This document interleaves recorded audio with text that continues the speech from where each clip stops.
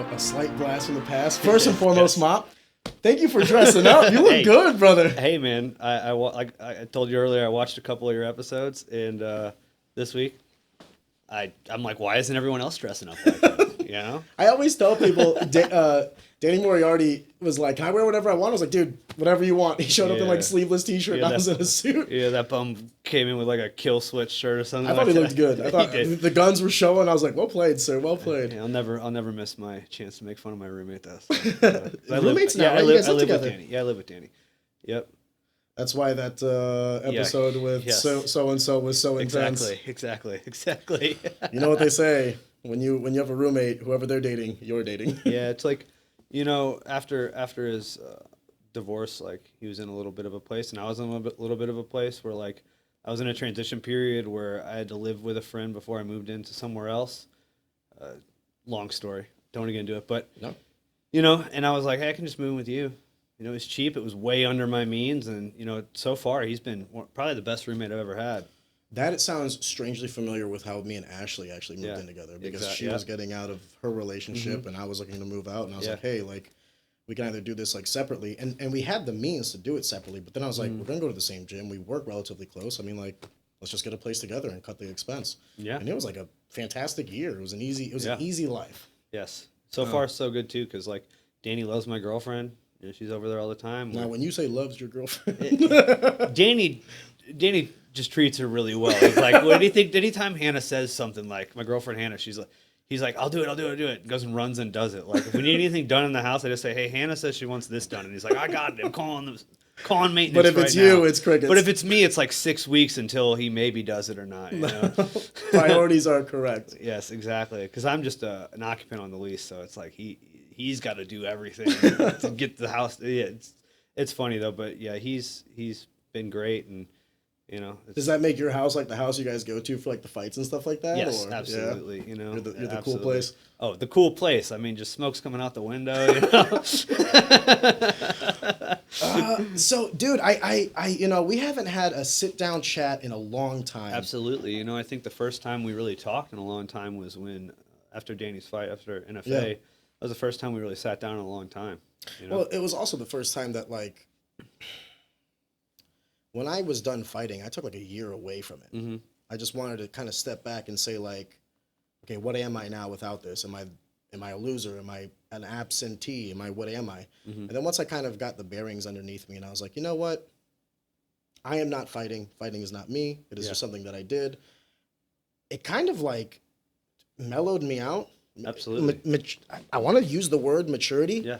And it got me to a headspace where I'm like, okay, it was a scarcity mindset when I was a fighter, but now that I'm not, it's almost like the opposite of scarcity. It's like it's prosperity for all, because it's like, okay, I resonate with all the fighters because I was there. I tried to do the exact same thing they're trying to do.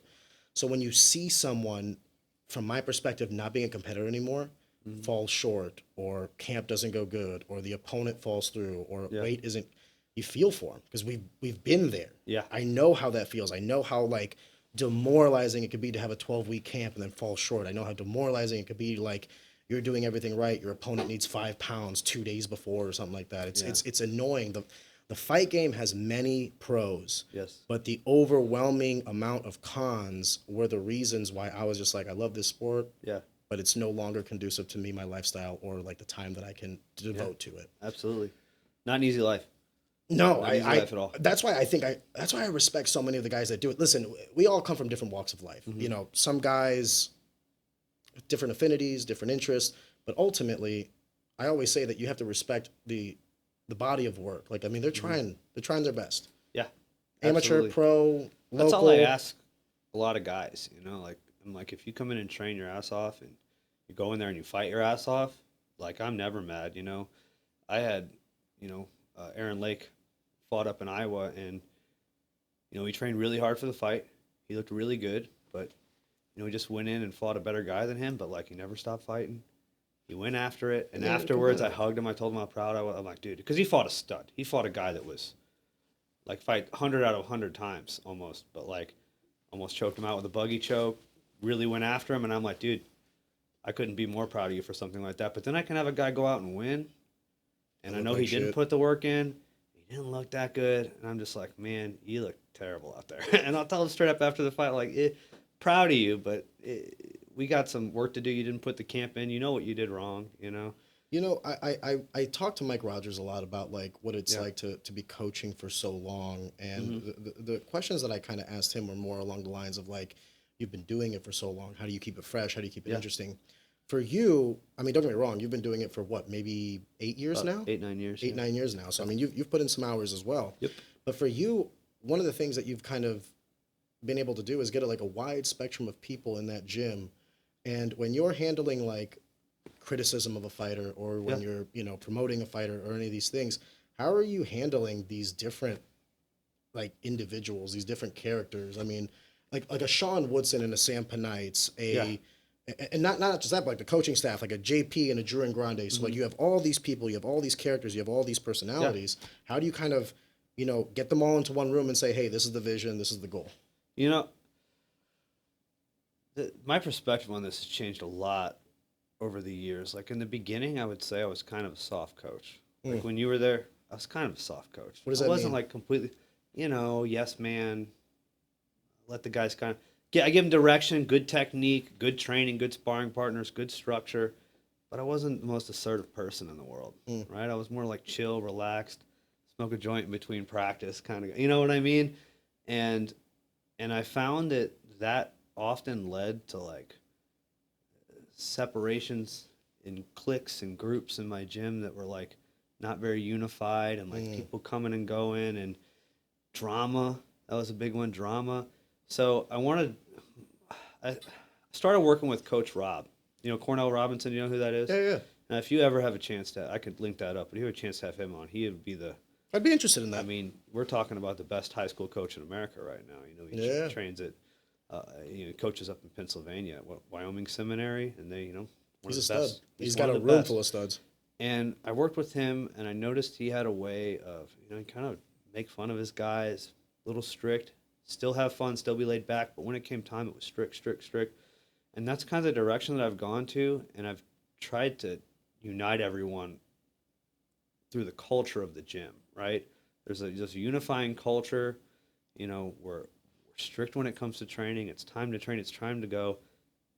Everyone's supposed to have fun and stuff like that, but there's a goal that everybody's trying to get to. Every single person, the hobbyist that walks in the door, the person that just comes in to do some boxing classes, wants to do some jiu-jitsu tournaments, the person that wants to be in ADCC one day, or the person that wants to be in the UFC. The uniting goal is we're aiming. The goal is to be the premier place to be, right? We want to walk out that door and have pride in what we're doing, have pride in the gym, have pride in everything going on there, every fighter that comes out there. And it's why we get such big crowds and good crowds going in, because I feel like my hobbyists, they really feel like they're part of the fight team, even though they're not. Can you explain the difference to me? Like, what is a hobbyist to you? A hobbyist is someone that comes in and helps me pay my bills. So just like a trainer, not necessarily a competitor. No, yeah, it's someone that comes in and they just wanna learn, have fun, get in shape, all that stuff. They're not ever gonna fight or be in the UFC, but I want to make that guy feel like that he's on the team. Yeah. So there's a team aspect there, and I never want it to be like our team's better than your team kind of thing, even though sometimes it does delve into that when the competition gets hot. But really, it's like, hey, there's a culture here, and that culture is excellence. Culture is excellence. We have a good time, we have fun, but there's an underlying thing. And I mean, I get on my guys nowadays. Like I really ragdoll them in there when they're not living up to what I think they're supposed to be living up to.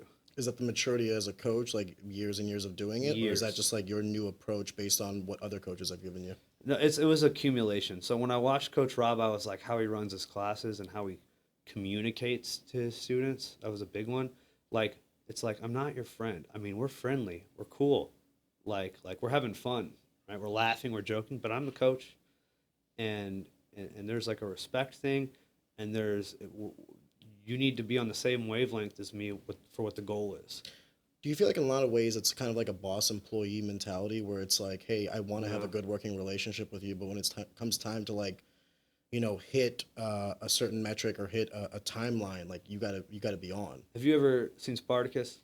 The show TV Spartacus. show? Yeah, okay. Yeah, the show Spartacus. Showtime? Yeah. I envision myself as Animaeus, you know, The the trainer. Yeah, the African American guy. He'll drink with his students. I mean, with the other gladiators, but he has separate quarters. He stays separate, and he goes hard on him, hard as hell on him, the whole time. But it's only because he's trying to help them reach the upper goal, and those guys feel that in that show, right? They feel it. You know, they're always talking about how great the ludus is, the ludus. Everybody's going out for the greatness of their individual dojo. You know, they kind of hate Animaeus because he's a dick to him all the time, but they love him too because he's really pushing them hard. And when it's time to have a couple drinks with the boys, he'll do it. But I'm never, like, I was trying to be way too close. I mean, I know it's kind of a hypocrite because I live with Danny, but our relationship's a little bit different. I'm a little bit harder on him. That's micro versus macro. Yeah, and I'm a little bit harder on him because of it. It's not the opposite. It's not like I'm easier on him because he's my roommate. I'm harder on him because he's my roommate. And I think that makes up the difference a little bit. But I'm not really trying to be everybody's best friend in there anymore like I used to. You know, I used to have parties and stuff like that, but now it's just like, no, this is about the training. This is about the goal. Well, I mean, when you got fighters that like a Sean Woodson, who's, I mean, this is his livelihood. Yes. I mean, you have to kind of treat it with that reverence and respect, right? It's like, absolutely, if this guy goes out and loses, he loses half of his money. Yeah, that's on us cumulatively. Yeah. And everyone feels that because when Sean's fighting, there's a different air in the room. Different air. Yep. Terribly sorry to interrupt the content that you're enjoying right now, but if you've been watching our content for the past couple of months, you realize that Easy Talk is a brand new podcast. We're genuinely trying to figure this thing out as we're going. Some growing pains for sure. If you are genuinely enjoying this content, we feel very humble in that, but we would like to ask that you would also subscribe and like to the channel, simply because it does help us in the algorithms and ultimately to grow. So take a second. I'd really appreciate it. And on with the show. When Sean's fighting, there's a different air, always. Sean is actually a good segue into a big reason why I brought you in, because, you know, a lot of people will look at Wolves Den now, and I think a lot of times when we look at gyms, St. Charles MMA, ES MMA, the church, great whatever. Great gyms. But it's easy to also look at them in an isolated vacuum, like now. But you forget, like, everybody had humble beginnings, including Mike, including Steve, including all these guys, right? Absolutely. When you first started your gym, I think I was one of like the first, I want to say 10 to 15 students. And I mean, can you just walk me through the formulation of Wolves Den? Like in your mind, because I know you guys were all training at Sowers MMA and you were actually training jiu-jitsu at JW's. And I believe you still train under him. Yeah.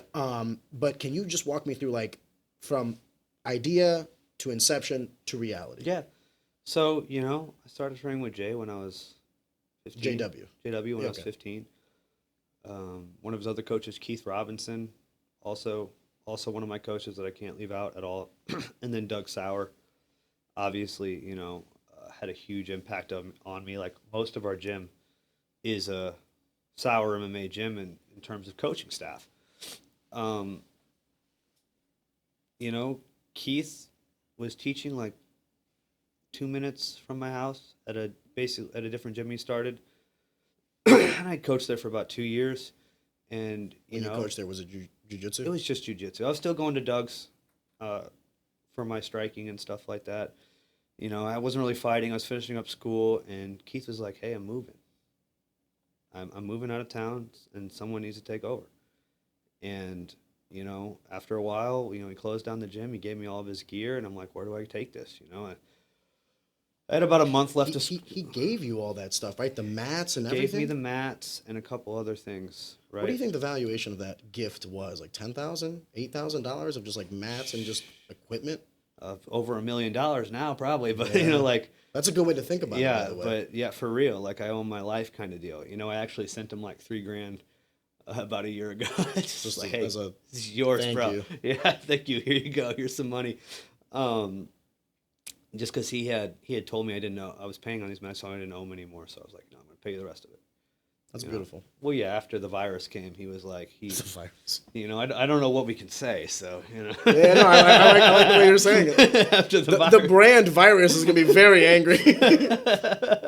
After it came, you know, he didn't know if we were going to make it, so he let me. And that, I mean, when you want to talk maturity, that was probably the most maturing process of my entire life. COVID?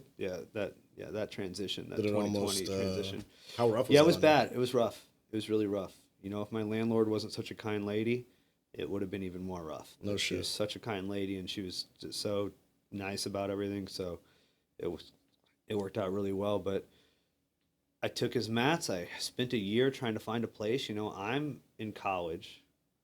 And I was one of those college kids that didn't work during college. I was a bum. I was a bum college kid, you know. And I got my journalism degree, graduated, and was like finally found a place. You know, I don't really have any credit. You know, I had to bring on Drew and Grande and Craig Kelly to help me get the place, and then we got the place. And When you mean credit, you don't mean like accolades. You mean actual my like actual tangible credit financial scores. credit. You had no credit score. Yes, like no So credit Drew score. and Kelly co-signed for you. Well, yeah, you know, I had $20,000 in school loans. That's Yeah. about as much credit as I Like, had. how much money you got? You said Yeah. negative. Yes, I got negative money. Well, my sweet grandma gave me $5,000, right? And a loan that I had to pay back with too much interest, grandma. Come on. Grandma's like, I'm a businesswoman. She was a hard woman. Free money. You What do I know? look like? She's a hard woman. She passed away last year. It was Rest in like, peace. you know, yeah, for real. Changed my life for sure. Needed that money. She gave it to me. And we just started it. And let me tell you, the mat space was what? The size of this room, maybe? Maybe a little. If, Mom. And then we had the mirror room. And then I worked my way to about 35 students, and was able to open up the back space and had about 1,800 square feet altogether.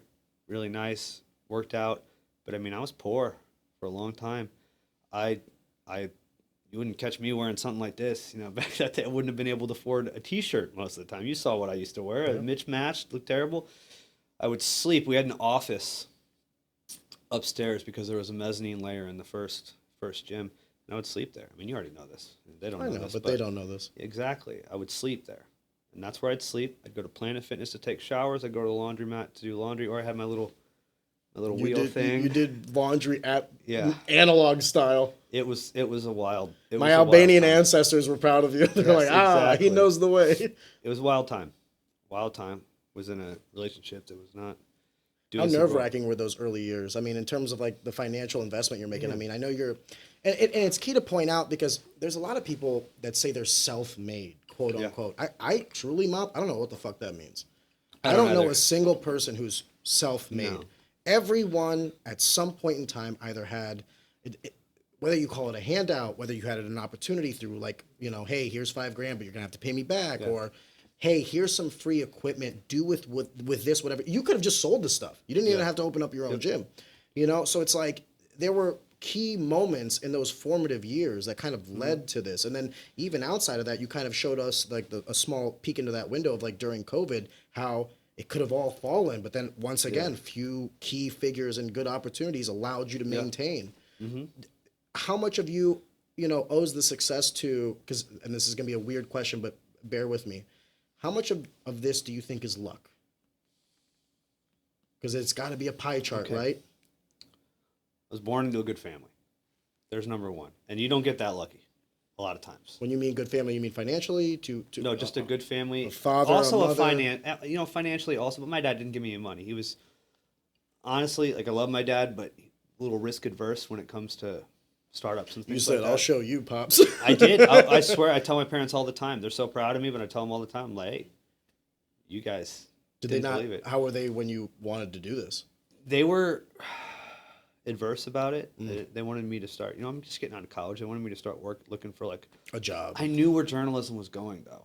And I was like, there's going to be a couple weird years right now where print's going to die and it's going to be in a transition period. And I just was like, it's either I'm going to start a podcast, which I didn't really have the money to do, or, you know, I'm going to go into this, which I've been doing since I was a kid, which I always wanted to do. Getting into the UFC and fighting was never the main goal. Is after I got out of high school and I became like more of an adult, you know, I just wanted to do some fights, you know, have fun, compete a little bit. But really, Also it was always experience coaching. it. Yeah, it was always coaching. It was always coaching, training. I love to train.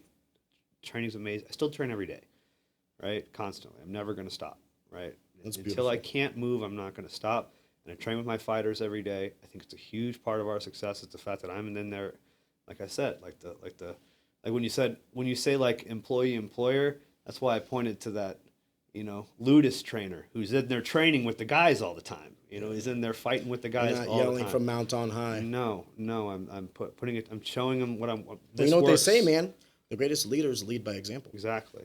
Alexander the Great. He was on the front lines. One of my favorite quotes. So I coach high school wrestling at Afton, Yeah. and one of my favorite quotes that I repeat ad nauseum. I'm sure the wrestlers hate me at this point for it, but I always say, if I tell you to do something, I want you to trust one of two things. I have either already done this or I would do this. Yeah. I am not telling you something that I have not either done or would do myself. I would never lead you astray. Yeah. I'm not telling you to do something that I wouldn't do myself. Yeah. And to your point, one of my greatest like joys now is wrestling with the kids. Yeah. Like, and watching them progress and watching a guy go from someone that I was just like dogging to like, oh shit, now I gotta take this kid a little seriously. Like to, oh my gosh, like this guy might take me down, might pin me if I don't tune in. I can only imagine the euphoria you feel when you walk into the gym now compared to when you walked in day one. Absolutely. It's like, coming back to the luck question, it's like, I was lucky to have an instructor that was not lucky because I would have rather him stayed at the time, but it was leaving. I was lucky to have a grandma. You made the most out of a bad situation. But I still think I would have done it. Would have taken probably 3 more years, probably, but I think I still would have done almost exactly what I did. But him leaving just sparked it early. Kickstarted it. Yeah, it just made it go. And I was like, all right, this is destiny right here. I really, really saw it like that. Like, I feel like when you talk about people that are self-made, I don't think anybody's self-made, obviously, but I think the people that say it are just the people that jumped on the opportunities when they saw them and kept going when shit hit the fan. I agree. That's what I would consider a self-made person, because like I said, nobody's self-made. You're born with a not a set IQ, but IQ really doesn't change over your life that much, and you get lucky draws. But one thing that you can do, is that a fact? IQ? Yeah. Really? It doesn't. Because I feel like I was a dumb adolescent. No, it's not like knowledge. Like you can gain. You mean the adaptation for being able to take in knowledge? Yes, like your ability to solve problem solving through critical stuff thinking, like that. I can actually agree with that. Actually, yes. If you take an IQ test, usually it's not going to be too different. When you're adult, like it's not really going to change much over your lifetime, even if you gain a lot of knowledge. That makes sense. Like you're talking about like what post 25. Like if you take it at 25 versus 50, it's not going to change much. You might even be younger than that, but no shit. Yeah. Well, that kind of sucks. I thought I was aging like wine, not milk. Kind of. I mean, it's not that bad. I mean, you can still amass knowledge and stuff like that. You're just not going to be solving quantum physics at the highest level anytime soon. Not with Neither that am I. Sir. There's enough edibles in the world. Yeah, there might be. There might be. But yeah, you get lucky with certain things, but I think grasping onto opportunity is something that anybody can do. Like you see an opportunity in front of you, I saw it, I took it, and then I squandered it. I actually disagree because I see people constantly not taking opportunity. Yeah. Well, I'm saying that's what makes them successful. Yes, okay. That's something anyone can do. That if you want to be successful, you see an opportunity and you jump on it. But opportunity also stems from your ability to like social interaction and networking. I have a quote that I live by, and that is, being an introvert is detrimental to your long-term success. Going out, meeting people, making connections. It doesn't have to be like, the closest friend, but at least understanding someone and knowing someone and understanding maybe what their needs and wants are. If you can do that, then you'll be surprised at the phone calls you'll get sometimes because then someone knows you. Absolutely. So introverts, get your shit together. Yeah, for real. Or work in IT, I guess, and make 6 figures forever. And I don't know though, dude, with AI and everything. I mean, yeah, I guess that could be going by. Dude, that could be going quick. I tell people the true mark of success in the future will be malleability, the ability to navigate a changing economy. I feel safe. I'm happy where I'm at right now. Yeah, until the fucking AI robots start teaching jujitsu. Yeah, but then I'll just be owning the AI. At that point, hopefully I can afford the AI robots, and I'll just be in my gym. This is A1, and A1's like, yo, motherfucker. He's going to teach you how to That's a scary future, isn't it? Yes, very scary future. But yeah, I was, How much longer until people aren't fighting? It's just robots versus robots. Will that be fun? It's got to be. It can't just be robots. It has to be people like in robot suits or with cyborg attachments. Call me old-fashioned, but I prefer the old-fashioned cerebral damage. I like head trauma, and Well, that's what I mean. There's got to be people. It can't just be so robots. like, or it's like robots, but like some guys attached with like sensors, and like as you hit the robot, this guy's taking all the damage. Or he's like inside the robot, you know, like Jesus, you know, like a suit of armor. That's like almost. Gundam, mobile suit Gundam, but small. It'll just be night fighting, really. Or maybe fucking combatives just goes away entirely, and it's all like esports. Or what I think would be cyborg attachments, like you get. I used to think that. Until AI. Like, then I thought to myself, like, why would you? Could extend your life, you know, make you super strong, make you jump really high. You know, Elon Musk has the argument that you're already a cyborg with your smartphone, which I agree. I mean, with that. There's a point to that completely.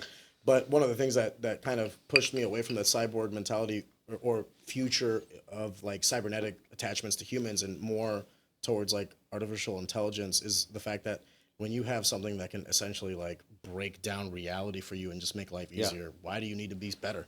You don't. Yeah. Just make your reality softer.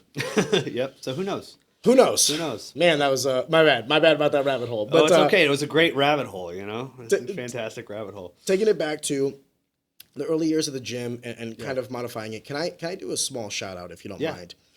I think one of the things that we're overlooking when we talk about individuals is like the teams behind them. And we would be doing a disservice to guys like JP, guys like Drew and Grande, guys like, oh my God, he's going to be so upset that I forgot his name at this precise moment, the bald Muay Thai guy. Oh, Jake Duff. Jake Duff, thank you. My cash cow. Yeah, is he? Holla. Jake Duff. I don't want to watch. I'm not even going to say it. Don't watch this podcast, Jake. Jake could charge like $500 a month, $1,000 a month, $2,000. I'd be like, here you go, Jake. You got it. Take it. But I guess what I'm trying to say though is like I remember in those early years, man. Like I remember JP and Jake and Brian coming in and like building out the T. What? Bryant. Sorry, forgive me. It's okay. It's all good. Building out like the mat area when we opened up the back and all this other stuff. I remember thinking to myself, this was 23-year-old Arion. I was like, man, this is so cool that like everyone seems to be in on this. This is not just like Mop directing everything, but it's like JP's helping, Jake's helping, Brian's helping, Drew's helping. Everybody's making this dream into it's reality. definitely a team thing. Like I said, how do you maintain that though? Maintain it? Well, because like think about it. Now it's okay. So now it's not as needed. I've definitely taken a firmer place at the top. What does that mean? Elaborate. You run shit. I'm not. I do. I give my coaches like all sorts of leeway. Like they get to teach. You don't micromanage. I don't micromanage at all. But the big stuff, I take care of it. Like, I don't need to take care of it anymore. Like nobody needs the help anymore. The gym's doing super well. Like if things need to get built out, now I still use Brian, my contractor, but I pay him. You know, and I pay his team. Shout out to Brian. Yeah, Brian's the man. Yeah, without Brian, he's because Brian was the first guy I ever talked to about starting a gym. No shit. First guy, you know, and it was our idea. You know, and unfortunately for Brian, he had too many baby mamas to be an official partner. So. There's like a Trojan condom sponsorship I'm missing Brian right was now. like, I don't really want to be a partner because then my ex-girlfriends are all going to come after me. So Jesus Christ. So like, you know, I maintain it by I'm going to go back to culture over and over again in this. There is a gym culture, and number one is like conflict is not allowed in my gym. It just isn't.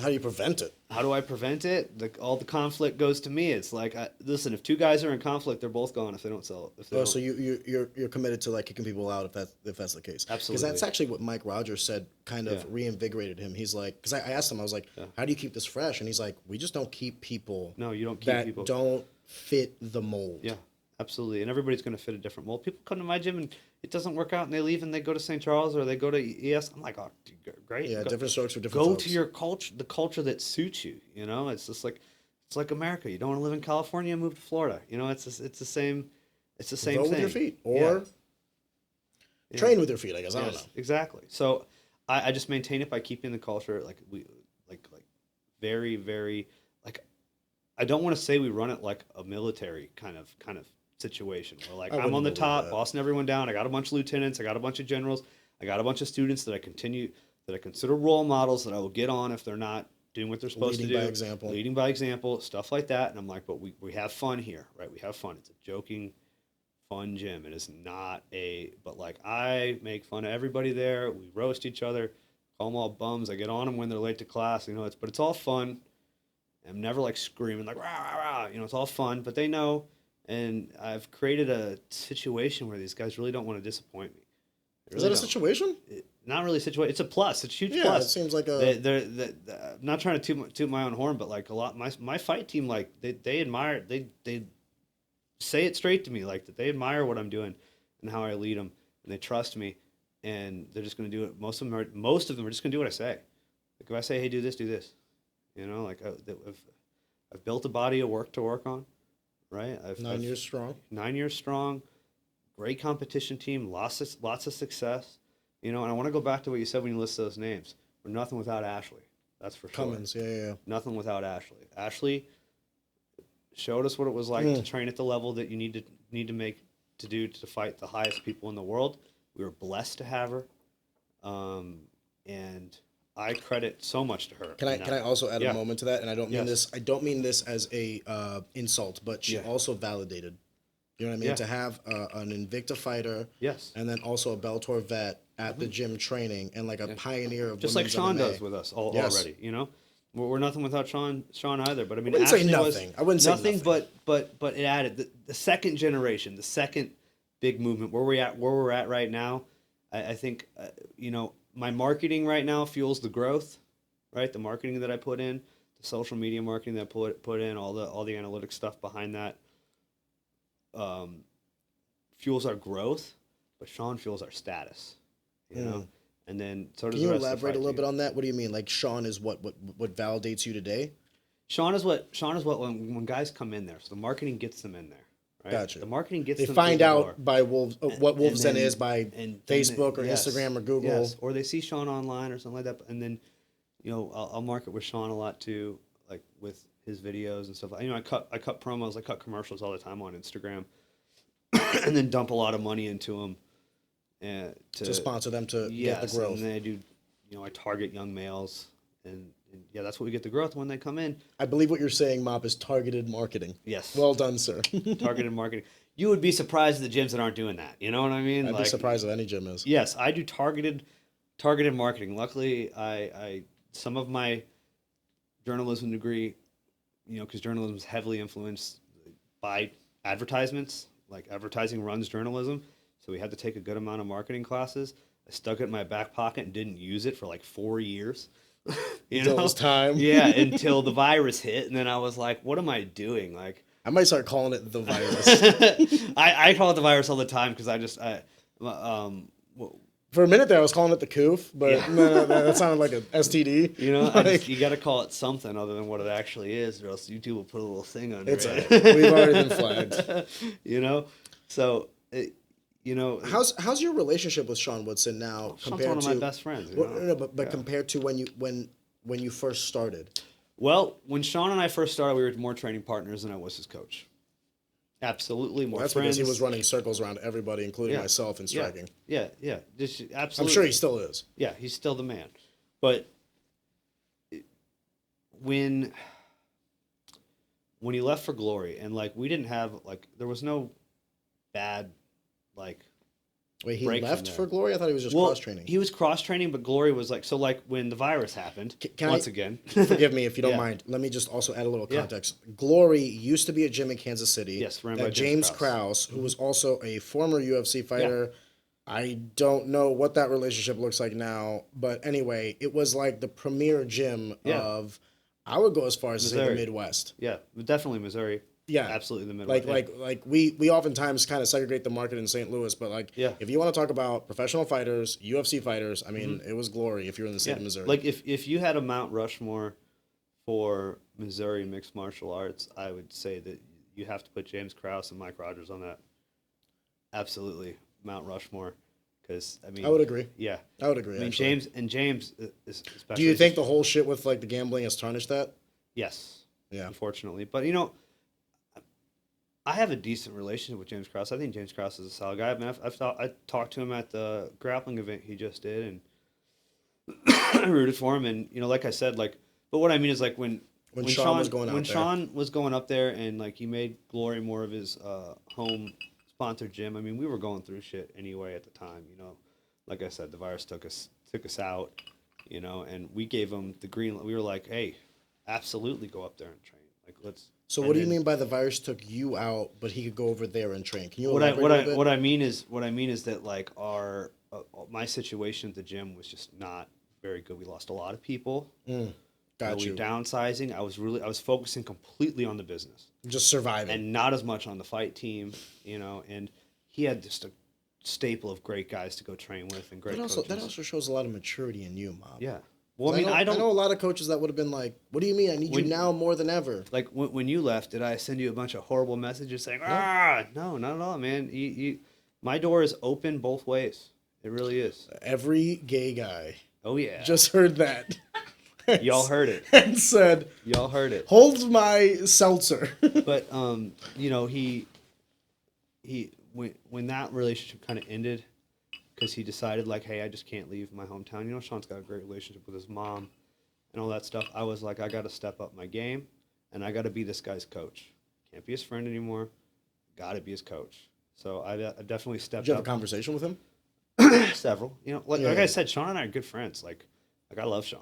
Like if I get married, Sean's in the party for sure. Like absolutely. Like he's the man. He's rearranged my nose more times than I can even imagine. But and when I put myself into that position of being more of his coach, he fell completely into the team. And now he's our biggest leader, our biggest like supporter. Like he's all about us, all about the young guys coming up. Couldn't ask for a better like general in the army. How old is Sean now? I think 30 or 31. I thought he was about exactly my age, correct? Yeah, he's younger than A me. 92 baby? Yeah. 91, 92, 93 Something maybe? like that. I don't know his exact age. 30 or 31. Sorry, Sean. Sorry, He Sean. probably don't know my age either. I'll quiz him afterwards. But he In the 3-piece, 48. Outside of it, 21. yeah, right?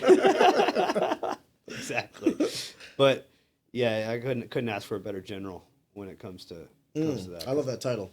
Well, I title all my guys in my mind and sometimes out loud. Like I have my generals, the guys I consider the generals of my team, lieutenants of my team, and and then the foot soldiers. Does the gym tend to rally around these people as well? Like, Yes. does everyone kind of coalesce around the people that you Yeah. think they should? Yeah, absolutely. Well, I push the people that I think should be in leadership positions. I push them to be in those positions. I'll give them coaching spots. Have you ever thought about, Mike Rogers over the years has coached so many people, and they've branched out, like Kirk Huff, Yeah. Arnold BJJ. Yeah. You have Powell, who now does Honey Badger, Yeah. mixed martial arts. Mm-hmm. Have you thought about, and forgive me if I'm kind of skipping a little bit here, but it's kind of top of mind. Have you thought about what the future of Wolves Den could look like? Is it an isolated individual gym? Yeah. Is it affiliate gyms? And then I know that like you have like a good relationship with JW. Mm-hmm.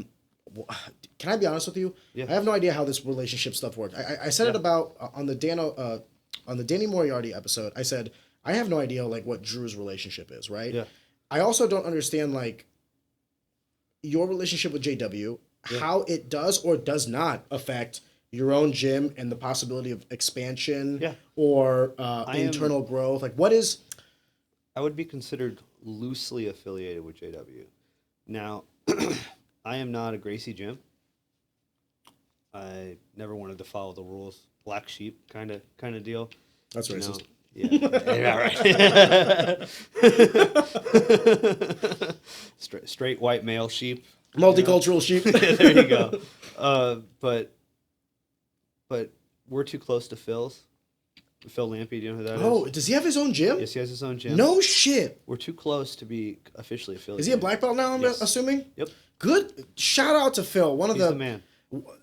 Of all the people that I've ever rolled with, just a solid guy. Amazing. Never competitive, always the best rolls, and I always left learning something. I have a lot of love for Phil, and I'm sorry that I fell through, Phil, but I'm so glad to hear that you have your own gym. Yeah, so Gracie Maida Winsville, guys. Yeah, please That's the go. place to go. you know? We might throw that in the description if you don't mind. Yeah, absolutely. But as long as you put wolves in there too. Come on. We'll put that in there twice. Okay, there First we and go. then last. But we're too close to Phil officially to be a Gracie school, so I have free reign. Yet JW, because of our relationship, I've been training with JW since I was a kid. Like he looks at me like a little brother. I look like him at him like a big brother. I just sat down with him 2 weeks ago for like an hour talking about how I could potentially franchise out the Wolves, because like you said about the future, and we sat there forever and talked about like how to go about doing it with the guys that I have in place to do it. And yeah, I'm post 2020. I'm a really long-term thinker now, right? Way in the future, always thinking next thing. It's fueled our growth. I have to stop for a brief moment because Yeah. you used the word franchise, and Yeah. I will say that if you're gonna franchise No, something, not a. I was gonna say real that is franchise. immensely complicated. No. More We're like gonna affiliate. do a loosely Okay. kind of yeah. Forgive me. Yes, yeah. It was the wrong term analogy, but No, it's but I still- understand. I understand what you're trying The to say. concept is multiple wolves. Your guys building multiple physical locations under the Yes. same banner. Yes. I feel you. Yeah, with me owning pieces of it. You know what I mean? So that's where my goal is. I want 3 of them. Why To start why out. 3 and not 2? Why 3 and not 4? Well, 3 altogether, so 2 more. Well, because I already have 2 locations picked out to the people to run those 2 My man's locations. at work. We're talking 4 or 5 years in the future, but I have all the pieces kind of set up. I love it. The timeline set up. But yeah, the future is going to be more schools. And my boy Jordan Howard, he learned a lot from him too. Yeah, You know, dude, his Jordan- family's crushing it. Yeah, he's crushing it. Like another guy that I draw a lot of business advice from would be Jordan Howard. Well, his You know? family's done very well for themselves. Yes, they have. They all have great people, by the way. Dude, his dad. I love his dad. Love his dad. Love him. He's the man. There's a story. I don't mean to derail, but there's Yeah. a story to be said about having a solid foundation. When you said like you come from healthy means, but you never said like money. You meant more Yeah. like my parents and all Yeah. that. There's something to be said, and I hope if there's anything this podcast can kind of, or this episode specifically that can kind of push through the narrative is, there is nothing better for young kids than just having a strong mother and father at the home. Absolutely. Doesn't matter what your means are. Absolutely. Having a mother and father to teach you right from wrong from the very beginning and instill to you that foundation will bring more prosperity to you than anything else. Absolutely. Forgive me. No. you were That speaking- was so was as good of a point as you possibly could make. I mean, I can say that about myself. I know your dad. I know you can say that about yourself. So, like, yeah, like there's nothing more important than that, in my opinion. So 3 specific locations. This is the Starting out, maybe 4 to more. 5 year goal. I Yeah. mean, I think that's lofty. Yeah. Congratulations. Yeah. I also like the fact that you're thinking about it. Yeah. How will you? There's 2 kind of questions or 2 avenues in which I want to carry this conversation. Yeah. I'm actually going to go and steer it for the time being towards you, the individual, first. But let us segue back to this expansion at a Yeah. later time. You've grown so much, the Wolves Den. You've Yes. moved multiple locations from the this is beginning our third building to, I believe you moved from there to another place and then moved to St. Peter's. Correct me if I'm wrong. No, so we started out in Wentzville, right on the Correct. border of Lake St. Louis and Wentzville. Moved to O'Fallon about 10 minutes away, and then to Lake St. Louis is where we're at right now. Correct. So three physical locations 3 in physical total. That's what I locations. thought, but I wasn't 100% sure. Forgive me. With this new location, you've seemed to, just expand and blow up. Yes. How does that handle now? Because I want to kind of take a step back, Mop, because yes, you're a coach, but now when you're starting to talk about the number of students you have, when you're starting to talk about gym fees and all this stuff, this is like a business, like a legitimate business that's bringing. This runs my life. you Yes. know? Obviously, I live under my means when it comes to like my living situation. I like to stay way under my means there. I'm gonna say something about Yeah. you, and I don't mean this to sound like I'm tooting the horn or anything like Yeah. that, but I think one of the skill sets that's lost in America today Yeah. is being able to live within your means Yeah. and not necessarily worry about Yeah. the aesthetics to the individuals Oh, that yeah. you don't really care about. Yeah. So when you say that you live under your means, I want you and everyone here to realize that is a fucking skill set It is a very big that skill the set. majority of Americans have not been able to wrap their minds around. You ever hear the term keeping up with the Joneses? Yeah. We're like keeping up with. I know people that make $50,000 a year that are trying to bougie it up like they make $300,000 a year. Yeah. So I don't want you to say that with this like. Fucking say it proud. No, you live within your fucking means. I'm happy. I mean, and you're financially secure Yeah. and you're stable and you know what the fuck you're doing. yeah, and it allows me to live very comfortably and do a lot of things that I want to do with my life. Like I have Beautiful. me and my girlfriend, we go on vacation like multiple times a year, just because I make sure that Expenses some things are just taken care of. And that's fueled, in my opinion. And my business partner, Craig, will be the first person to ever say this. He's like, that's what's fueled a lot of the growth. It's just the fact for those first few years, I didn't have to make any money. Didn't have to make any money, right? I ate the cost. I lived in the gym, right? And then Humble beginnings. very humble beginnings. And now I don't, And like I could easily afford to move out of Danny's and go do whatever I wanted. I kind of think it's. Yeah. I think it's cute that you guys live together. I know, it is cute, pretty cute. Cute might not be the best word, but like, I don't know, man. If I didn't have Bruno, if I didn't have my wife, who knows? Yeah, right? Right? Who does know? I mean, that's a big thing too, man. I think if I could just say one thing too is that relationships, God, they're the most important thing in the entire world.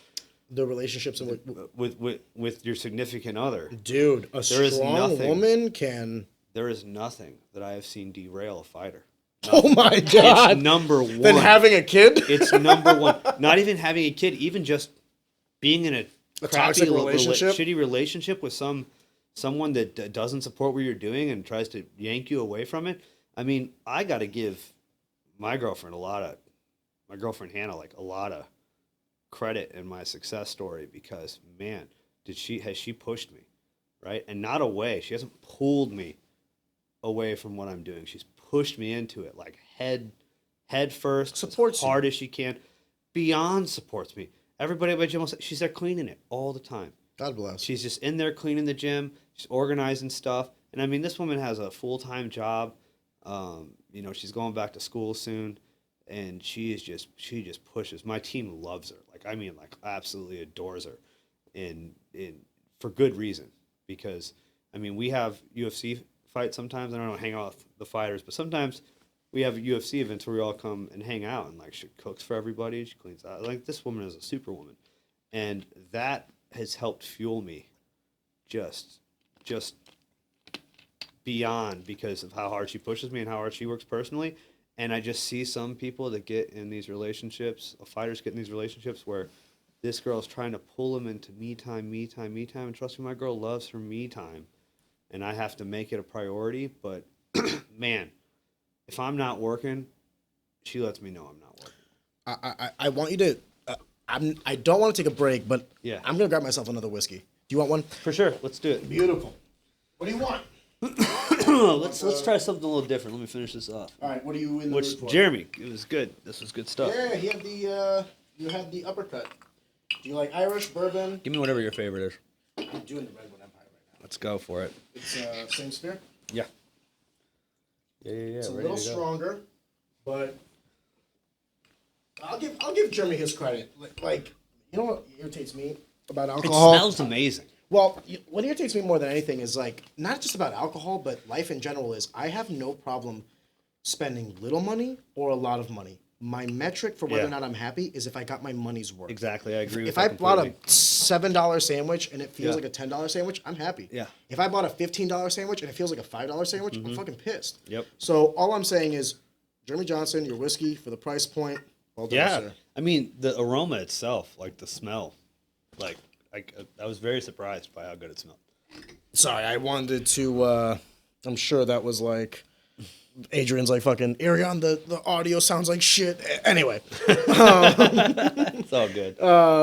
No, but I cannot agree with you more.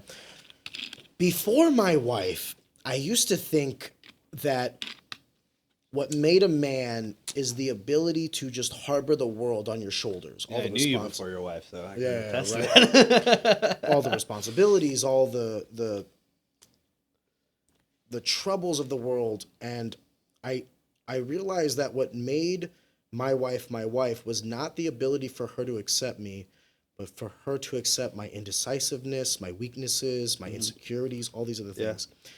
I'll give you a small story. There was a moment in time during the virus where I was working in finance, right? At Yeah. a company that I don't want to name because fuck them. But I was in a publicly traded company working the finance gig. Like I had just graduated college. Yeah. I got the job, right? I did all these things. And Mop, I hated my fucking life. I could not. I remember I had anxiety Sunday night because I knew that Monday morning I'd have to go into the office and I didn't want to go and work there. And I used to think to myself, like there were two forces coming to an end, right?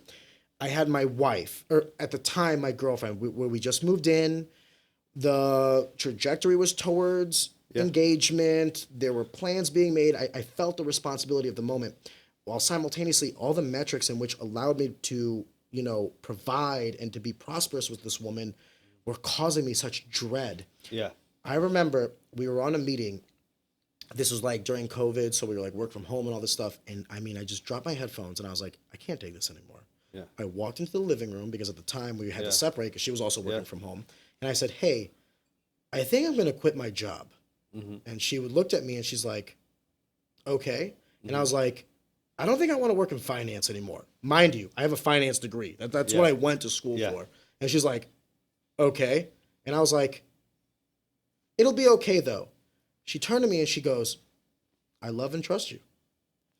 I cannot begin to explain how much that meant for me when I was 27, 28 years old. Because that's when I went from finance to information systems. All the skill sets that I learned in finance, I started incorporating into data analysis and all these other things.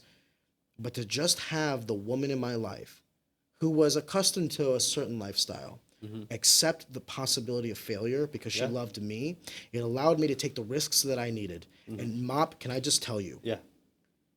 Exponential growth in my life. Yeah. Do you understand exponential growth? Forgive me, Oh, I don't. yeah. Okay. Yeah. So it's not like a linear Yeah. graph where it's like we grow at 100% every year. No, Yep. it's like 100%, 300%, 600%. The trajectory of our lineage, the trajectory of our family, the trajectory of my life, and the lineage of my family has changed forever because of that woman. And I cannot stress this enough. It is not a man who can harbor the world by himself. It is a man who picks his partner wisely, who can then have the strength to harbor the world by themselves. I agree. So I love that fact that you have someone that kind of Yeah. And I didn't always, I've had bad relationships before, and people that were not like that, women that have pulled me away, lifestyles that have pulled me away. Would you have changed those experiences though? No, I would say especially the time period, one of the Cheers, time by the way. periods that I look at and Salute, my friend. Thank you for being on the pod, man. oh, no problem, anytime. I enjoy talking and I enjoy dressing up, so. You too, huh? Yeah, exactly. So, the time period between 2018 and 2020, I look at that and I'm like, man, I wasted so much time in that. Like, baseline, that's what I'll say, because I was actually, You said wasted? yeah, I found it, like, there's so much time and stuff I wasted during that time because I was single at the time, and I was, I took a job. Just messing around, being stupid. Well, I took a job at Ballpark Village, right? Ooh. And it gets even Just turned into a party animal? not necessarily a party animal, because I didn't really drink at all. But Boy, are you proving me wrong. Yeah, right. Oh yeah, right. I mean, I'll have my occasional drink, but I wasn't the industry worker that after work everybody's like, all right, we're gonna go get drinks, But I ran the bottle service for Crown Room at Ballpark Village for about 2 years, right? I worked In tandem with owning the gym. in tandem with owning the gym. There wasn't a lot of growth during that time. Can I ask you a question? Yeah. Why? I mean, Just money? out of a bad relationship, I already talked about that. You already know. Gotcha. That was a disaster. But out of The a bad toxicity. yeah, just bad all the choices. craziness, yeah. And I just wanted to, basically live my, I dated a girl from 23 to 28, and I was like, oh, I'm gonna be 30 soon. Things you think about in your 20s. That 30's old. I didn't think about things in my 20s. Yeah, right. I didn't start thinking until 30. Exactly. Same. So, I took a job there for the social aspect, not really necessarily because I needed the money. Still wasn't making money off of the gym really at the time, very little, and so, but I really wasn't making a lot of money there either because the drive there was so crazy every single day. So, I took that job. It was bottle service is like a golden key. like it's Well, it's you're the clientele instantly that would Mr. order Popular. bottle service. Yeah. Exactly, and the clientele that they'll bring and the kind of environment. It's a very female heavy environment. In the bottle service area, it's a few guys that want all the girls. So it was like just a single guy's oasis, pretty much. And I look back and I'm like, all right, Your I wasted girlfriend's so watching much this time right doing now. that. Well, you know what? The first time my girlfriend and I ever kissed, She knew what she signed up for. exactly. The first time my girlfriend and I ever kissed, I was working bottle service. Okay, It was love at first sight. Exactly. Let's just point that out there. I was working bottle service, and the first kiss we ever had. So exactly, and I learned how to sell, and that was the big thing in that one. I look back and I'm like, man, I should have been learned training sales harder. I from should there? have been focusing on the gym. I should have been really grinding at the gym. But like I learned this like amazing skill when I was there. When you say you learned how to sell, elaborate. Like, what do you mean by sales? You know how hard it is to sell a $225 bottle of Tito's to somebody? Depends on how drunk they are. Exactly. You got to sell an experience. You got to make them believe. And I didn't believe in it. I myself, like, if me and my friends all had to chip in like a little bit, like maybe I'd go get bottle service. And I have done it before, but I don't believe in the product, right? Okay. I don't believe in the product. But I had to sell the product That you did not believe in. Exactly. So when I came back, it used to be hard for me to ask for money from people when they walked through the door. I just wanted to help. I was too nice. I just wanted to help. I was just like, I just want to get you in here, give you discounts. But after that job, selling a product I did believe in became Easy. beyond easy. Asking for money became easy. The hardest thing that I think a lot of gym owners go through, asking for money. They're like, they don't think you can ask for money, and if it's worth it to that guy, they will make it happen. Let me add to you a conundrum then. What if you have a kid who is an absolute animal? Yeah. Potential. Yeah. Could be something great. Yeah. Can't afford it. There has to be a trade-off. What does that mean? You can't just let them sit there and train for free. What happens when you just let someone train for free is that they talk. don't fully appreciate what Well, they also they're talk. getting. Jesus, They talk, yes, and they leave. A lot of them leave. And like I said, I have an open door policy both ways, but the guys And the ones that train for free? the ones that train for free seem to always have the most issues. Do they train for free because they coach, or do they train for free because No, what they you're can't saying, afford like it? in the beginning, I let a talented guy train for free for no trade-off. Now there has to be a trade-off. There has to be some sort of cleaning schedule. You have to coach, you but have to they clean, you have to do yes, something. Exactly. They have to do something. Right? I think that's pretty much how I've paid for every single gym membership I've ever had. Was with coaching. mine, you were teaching. Like you were coaching wrestling when you came to our school. Like, and that's a trade-off I'm willing. The only willing two to do. people that did me different were Mike Rogers and Jay Diamato, rest in peace. Yeah. Because with Jay, I was a high school student. My mom had just died. Mom, when I tell you, if you looked at my bank account, you're seeing. I bet. You're seeing single digits. Yeah, You know what I mean? Trust me, I've looked at my bank account when I was years ago as well. And then when I was under Rogers, it was during college years where I was basically living off of like whatever excess I had in student loans. That's like, okay, I can live off $2,000 for the next 7 months. You know what I mean? And Mike, I will give him this credit till the day I die. He took me in. Gave me the mats to work on. Yeah. So when I went to yours was the first one where I was like, I'll coach, and that'll be paying for my gym fees. Yeah. I think I coached wrestling, some striking classes. I was basically a filling guy too. Yeah. But I can understand what you're saying. It's like it cannot be for free because then you'll not appreciate the opportunity. I'm a pretty closet nerd, right? Maybe not so closet. I don't know. Maybe not so closet. You're a nerd. I have a favorite economist, right? Economist name's Thomas Sowell, right? He has this like famous quote that he talks Thomas about. Sowell. Thomas Sowell, yeah. Yeah, I there you said go. his name wrong. Yeah, Thomas Sowell. What an idiot I am. Not the worst economist. Yeah, not the worst. But he has a quote: "There are no solutions, only trade-offs," and I believe that completely. So I can let this guy train for free, but what is the trade-off? I get him in the gym, and he's trained. What's the trade-off? Do I gotta have another guy train for free when they come in? Like, cause everybody's gonna eventually know this guy's training for free. Does he really appreciate Does he really working for it? Like, God, you're sitting there training. Because I know this because I trained for free at a couple places. And I will tell you, I was an asshole, right? JW let me train free for a while, and I was an asshole, right? I did not. When you say you were an asshole, you didn't appreciate it? I did not appreciate what I was getting, right? And when, not nearly as much as when I was paying for it. When I was paying for it, like, JW was God, Yeah. Like anything he said, I was like so appreciative. And like, I'd work my ass off outside of the gym to pay for the training. And when that stopped, I quit my job, right? I didn't have to I didn't have to work anymore to train. And that's all I was paying for at the time. I got lazy and like, I just don't believe in the trade-off. I mean, like, you got to pay something. Even if I'll discount guys. Like, a college student comes in that needs a little discount, I'll give you a little discount, right? A high-level wrestler comes in, I'm like, all right, we'll give you something. You're a benefit to the team, you're an asset, Yes. but you can't come in for free. Yes, exactly. And obviously my pros train for free. That's always pros in my gym. Do they train for free, though? Because, like, don't they collect a portion? Yes, I do collect That's a a difference, portion, though. 10%. It is, but it's much less than... Unless you make it, it is much less. Unless you're a Sean Woodson, it's less than a gym fee. Sean Woodson's paying more than he would if he paid a gym fee. I'll tell you that right now. But Danny's not. Sam's not. Like all those guys, they're paying less than they would. And I'm I sure think they appreciate that as well. But that's the trade-off right there, right? Like there's got to be something. And how do you handle that as a businessman, though? Yeah. Because, like, okay, there's the aspect of business where it's debits and credits, money in, money out. Mm-hmm. Very very logical, very simple. In my opinion, finance is much more simple than every other aspect of life. Versus this interpersonal relationship that you have with these fighters, with these athletes, with the hobbyists, with the owners, I don't know the stipulation of the co-signers, what have you. Yeah.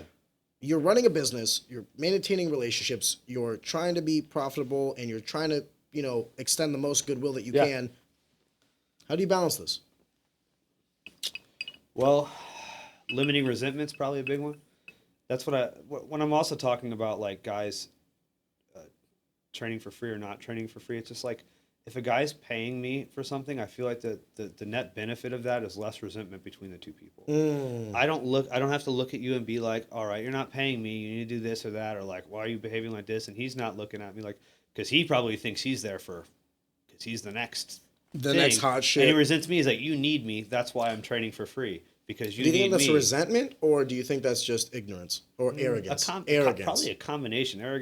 Resentment, arrogance from the B side, resentment from the A side. So like resentment coming from me, arrogance coming from him. But when there's a transaction between the two of us, stipulates it, it really solidifies the relationship as well. It's like, hey, you're paying me, I'm paying. The you skill respect me, transfers I admire you. Exactly, and then boom, there we go. Good. Nobody owes anyone anything, and that way, if they ever leave, right? If they ever get, I can say without a doubt, I've never. You've never seen a Facebook post or a Instagram story or anything saying, I left Mop's gym and he went off on me or something. No, never happened. Yeah. Never, ever happened. Because I feel like when someone leaves, there's been a transaction. It's been a fair transaction. And if you don't want that transaction anymore to occur, all right, we cut our ties. And we're even. I think that's a very healthy approach to business. But let me throw an argument out there for you. Let's say tomorrow Sean Woodson was like, Mop, I'm going to, I don't know, TriStar in Canada. Well, I mean, this already happened.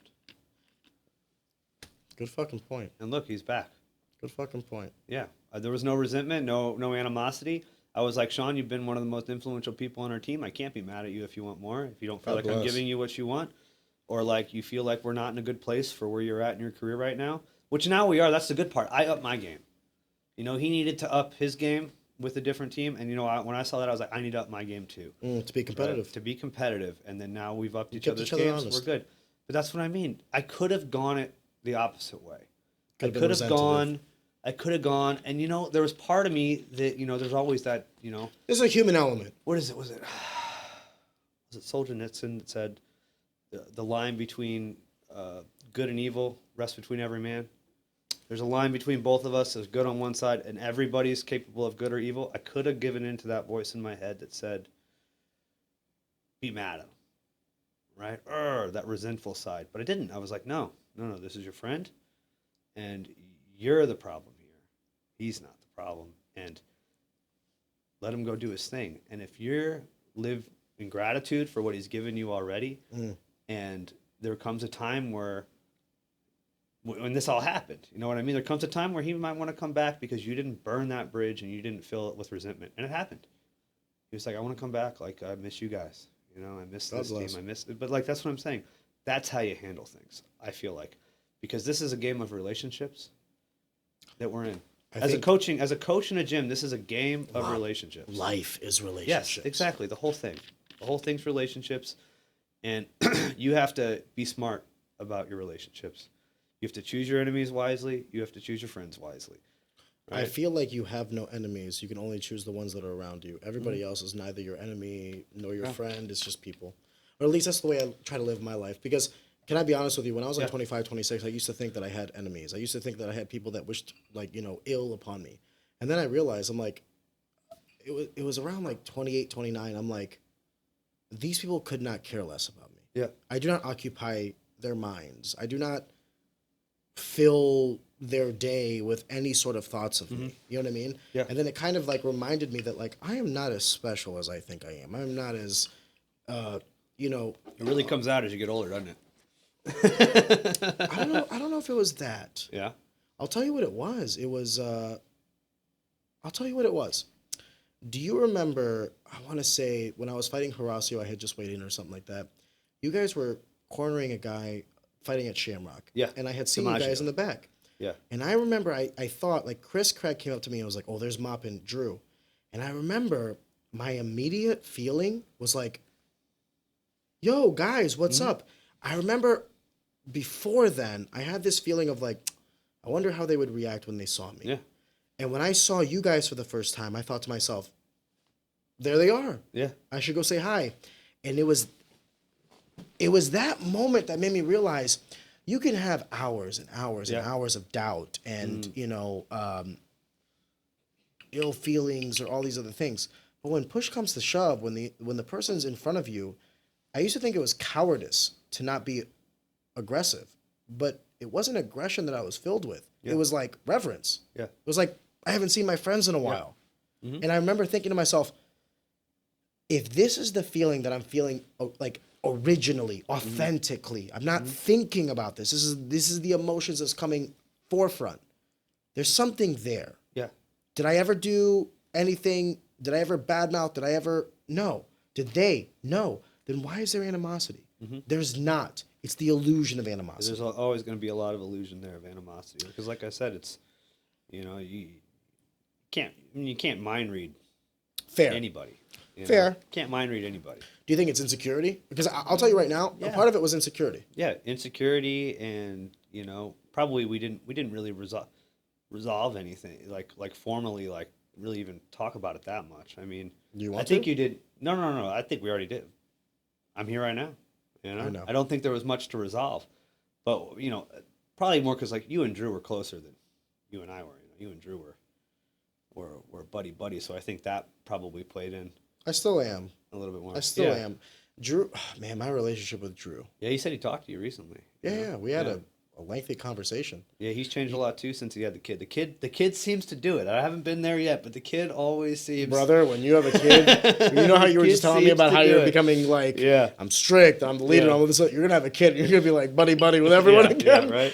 No, what it is maybe it's the kid. Maybe it is the kid. I would be lying to you if I said that my child hasn't changed me, but it's also time. Yeah. I'm 31 now, and Mop, it went like this. It did, didn't it?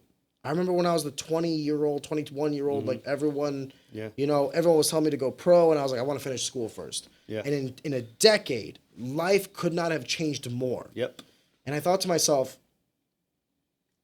what could someone possibly do to me to cause me to dislike them forever? Truly, like, not even saying that you guys did anything, but like, what would someone have to do to do against me or my family or whatever for me to? It's a very small number of heinous acts. Outside of that, let's say I say to you, "Fuck Mop." How long until you're like, What did he say? Yeah, probably about 20 minutes. Exactly. A lot of people seem to say that, you know. You'd be surprised at what people. I think it's human nature. We tend to get a little like overzealous when we're like in private, and then like when we're in public, we tend to be a little bit more.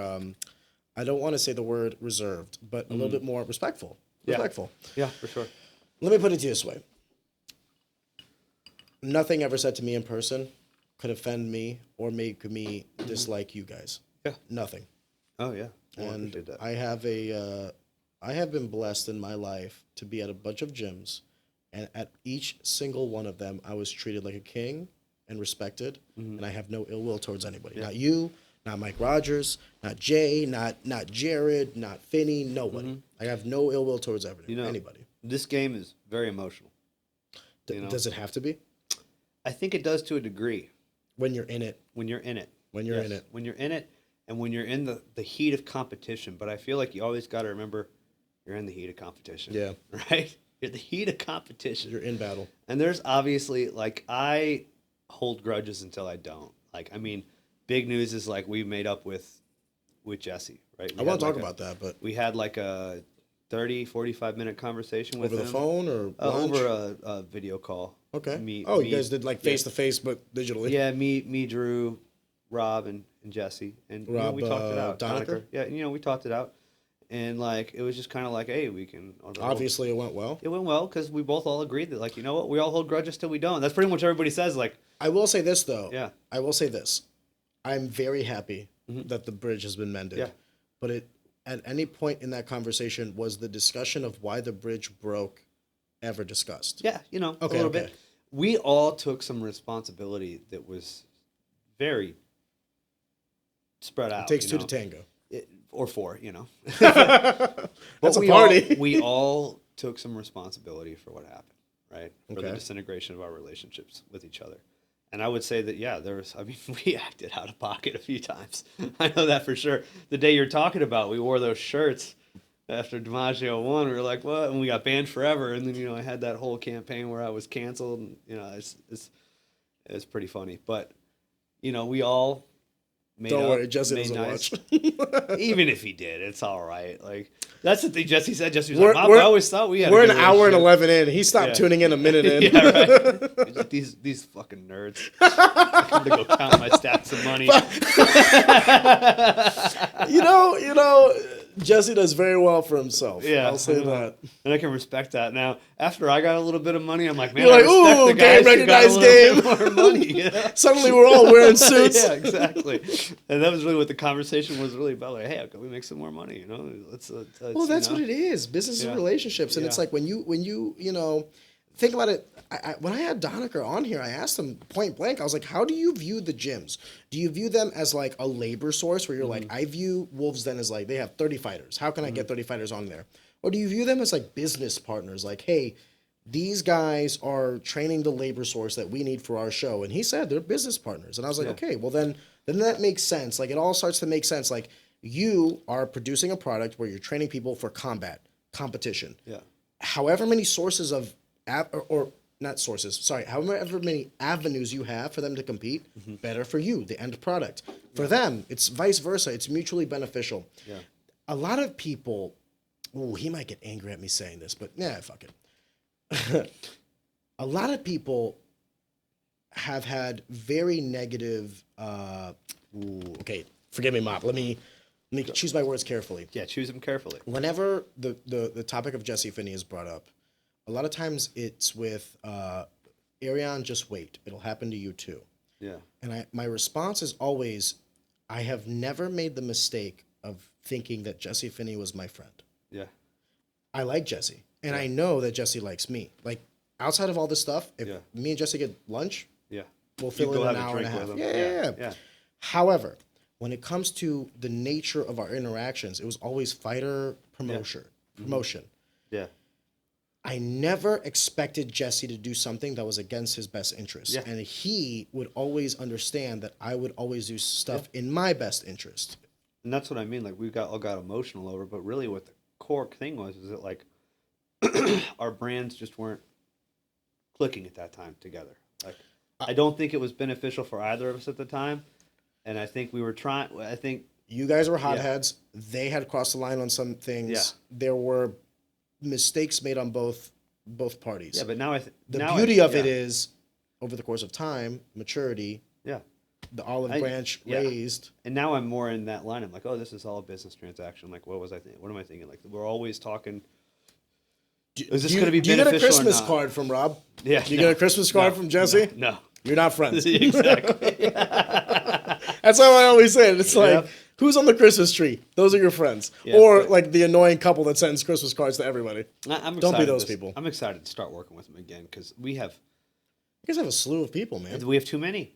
We have too many. What do you mean by too many? Too many for how many shows there are in the vicinity. You can say NFA. Too many for NFA. What's the other one in Springfield? Not Rumble Time. There's KCFA we go to. KCFA, but there's also... We go to Synergy, and then... One in smack dab middle of Fight Time Promotions? Rumble Time? No, not Rumble Time. Knuckled Up, thank you. I'm sorry. We have a lot of guys. Forgive me, sir. We have a great relationship with Ricky. We have a lot of... He's a great guy. He's a great guy. Forgive me for... Knuckled Up. And like, I want to get...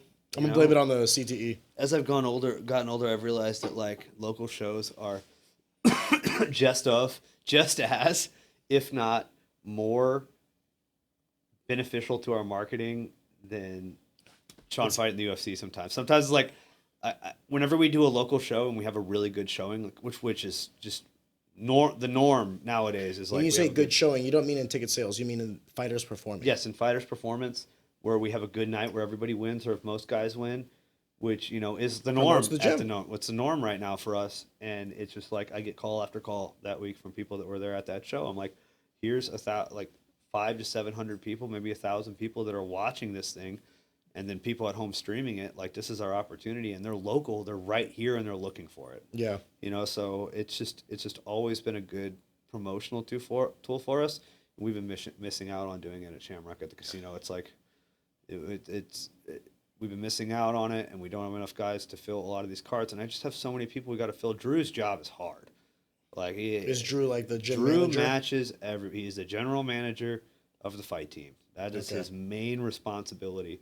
He's got all the connections with all the people that we need to have connections with. He does a great job. You know, it's the only I couldn't fucking do it. Like, I can't get me to answer a phone call sometimes. You know, so it's like he fills that role really, really well. And we sat down. We were like, we need more. We can't let this relationship bog us down anymore. We need to go. We need to talk to them. Not when it's one so big. Like, here's the thing, man. Like, when I talk to gyms, not when I talk to gyms. When I talk to people about gyms, it's you in St. Charles and May. Yeah. Like, all respect and love to the church and ESMA and all these other people. But, like, when it comes to mixed martial arts, combining stand-up and ground, it's you in St. Charles and May at this point. And for the most volume-rich show to not partner with one of the most prolific gyms is just... And sheer volume. Like, we have... It's idiot. Like, I don't want to say idiot. Okay. It is counterintuitive to both businesses. The product of Shamrock FC diminishes. Yeah. And the opportunities for the fighters at your gym diminishes. Yeah. And the you both suffer. Too. You both suffer. It makes more sense to, like, hey, man, let's... That's what I mean about, like... And I'll be the first one, like, if there's a grudge going on between the two of us, and you come and you're like, let's work it out, I drop it instantly. I've just been that kind of person the whole time. It's like, if you're just like, if you come up and talk to me, like, respectfully, and we've had issues, I won't fucking go like, what the fuck? Like, I'll drop it instantly. I'll be like, okay, well, if you don't want to beef anymore, we don't have to beef anymore. What's also the best possible position for my guys, my gym? Yeah. That's wisdom. That's maturity. I don't even mean just for I just mean in general. Like, anyone off the street that doesn't like me. We don't like each other, and if they want to drop it, like, I am perfectly fine just dropping it. Laissez-faire. Yeah, I'm cool with it. Yeah. No, like, there's no fucking point. Like, what's the fucking point? I agree. What's the point? I agree. I mean, if you want to hate me, I'm going to hate you back, all right? Like, I absolutely will hate you back. But there's only one individual that I genuinely dislike and I don't want to be around, but...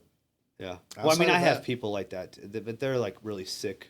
Yeah, same. There's a difference between a sick individual and then like a guy that just him and I had a bad interaction, and now we hate each other. Where we're like, we probably would really like each other if we hung out. I'll tell you what, you both will benefit from it, and I think the St. Louis area will prosper for it. So when I saw the news, I was like, thank God. It's been too long. It was too many people have suffered for too long. We really want to get Caleb all the belts, Caleb Woodside all the belts, so all of them, and Caleb wants all of them too. So we want to get Caleb Woodside all of them. He's our guy right now, so that we're paying a lot of attention to. And there's other guys. Obviously, there's so many other. I mean, I could go all day about my guys. The roster is too big. Let's talk about that. Anybody that you want to. But let's talk about that after this small break. Ben Lawler and the Tom James family will ensure that whether you're purchasing your first custom fit suit or your 50th, the process is unrivaled. With the experience and quality of the Tom James name, allow Ben Lawler to help shape the vision that is your professional brand with a suit that speaks to the conviction in their craft. With fabric sourced here in the U.S., you'll know quality and craftsmanship are top of class. Like a sculptor examines wet clay before creating a masterpiece, Ben Lawler will walk you through the process of selection, measuring, and stitching to ensure your finished product is a work of art. Putting your trust in Ben is a guarantee that your brand will elevate to the next level. And always remember, you don't get a second chance at a first impression. I mean, you bring up a good point in the fact that you have like this stable of fighters, you know what I mean? And now bringing back Shamrock with the better connections, I mean, you guys now have the ability, because I want to give some credence to the promotions as well. I mean, you have Synergy, KCFA, you have Shamrock, NFA. I mean, Shamrock and NFA are like literally in your backyard, right? Mm-hmm. So for you as a gym owner, because I asked Rob this as a matchmaker and promoter, I mean, how much better is it knowing that you guys have like these easy avenues to compete? Oh yeah. And for your guys to actually like put some feet to the pavement, so to speak, on their skill sets. Oh shit. Oh, here we go. Before I continue, no, you're fine. Let's make sure that the camera's in front. Listen, we took a small break. Yeah. So, first and foremost, we have a lot of guys, and one thing that I think makes us a little different than a lot of people is we travel a lot. Like, this is my full-time job, so like, I mean, I had a streak going. I mean, it had to have been about 100 fights that I didn't miss. Right? Yeah. It had to have been a lot. Like, I was at every single one. And I missed this. It's like you're inevitably going to miss them, but I mean, life happens. I corner my lowest amateurs first fight, and I'll travel for those guys. Like, I will literally hop in my car. It's a lease. It's a business vehicle. It's all tax deductible. All right.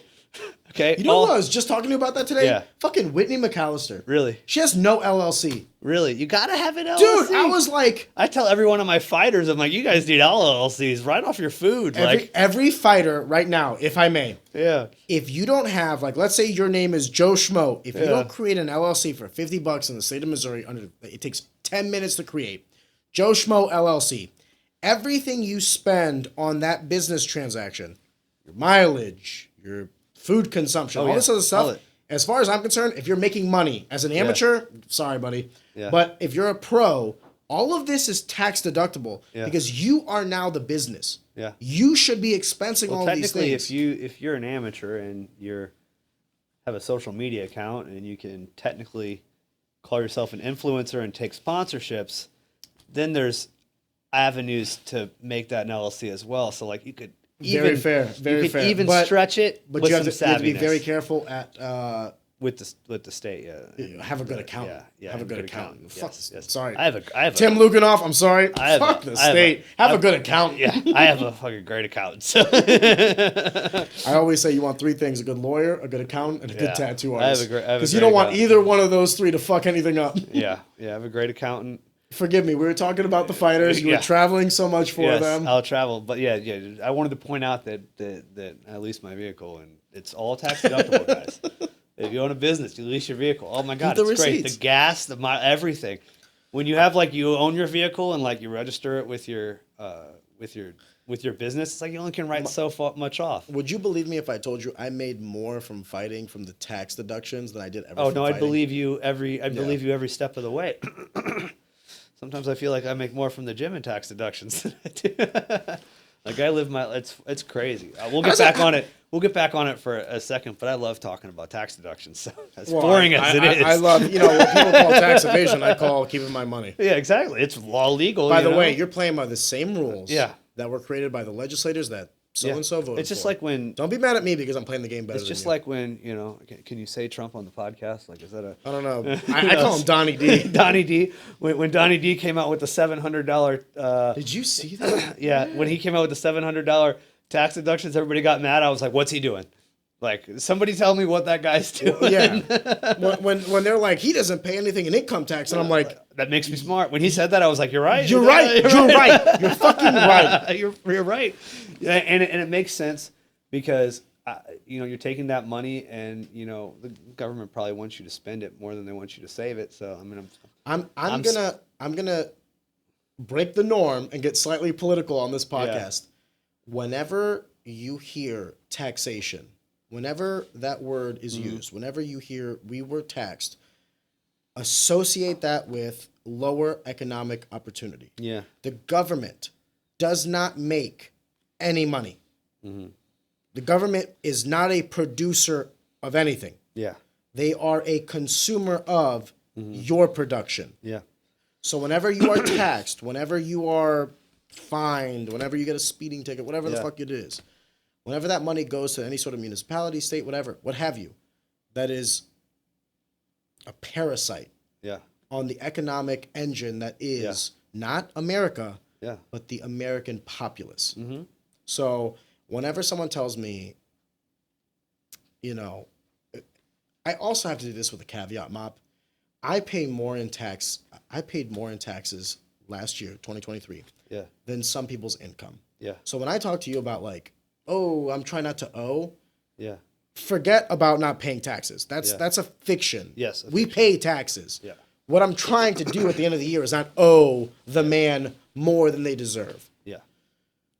I have to stipulate that because this is the dichotomy of myself. I love this country. I do. And there are some things that I have no problem paying into. Mm-hmm. Police officers, firefighters, the infrastructure in which I make use of every day. Yeah, I don't even have a problem with like Social Security for the most part. I wouldn't have a problem with these social programs if they weren't so mismanaged. Yeah, they are. Yeah. Like when you're taking my money and like it's just so poorly used, I think to myself, there's not enough incentives in the public sector, in my opinion. Like private sector, you can incentivize. Can I make a comment? What? Everybody in the public sector is, for the most part, an idiot. Yeah. Because there are people that could not make it in the private sector. Yeah, for the most part, yeah. When you get to, with the exception of, I would say, like, the military, because that's technically, like, public sector, right? So take the military out of it. Yeah. If you go get your license renewed. Yeah, it's horrible. How fun is that process? Oh, horrible. If you go pay your property taxes, how fun is that process? Yeah. You know what I mean? Thank God for, like, the internet and digital, ingenuity to make that process better. Yeah, and they're always behind, if you notice that. The government's always behind. Why do I have to go in to do some of this stuff? Like, why do I have to pay for something that I've already paid for with tax money that I've been taxed at the point of income? And then when I bought the thing, I had to be taxed on that again. And then every year just for owning it, I have to pay for it again. Yep. That's the better fucking question. But only if it's a big item. Your ancestors fought for 2% on tea. Exactly. I wish I had their balls. Exactly. I feel like every tax day we should just go in there and pour tea into a river somewhere. I have to be careful how I say this because there are some programs that I do feel have merit. The military, police officers, firefighters, like I said, infrastructure. And infrastructure doesn't just mean like the roads. It also means like the energy cables, all these other things. Granted, energy companies are for private companies in tandem with the government, how have you. Same thing with your water and sewer. But what I'm trying to say is, I said this to Adam Marburger, I'll say it to you.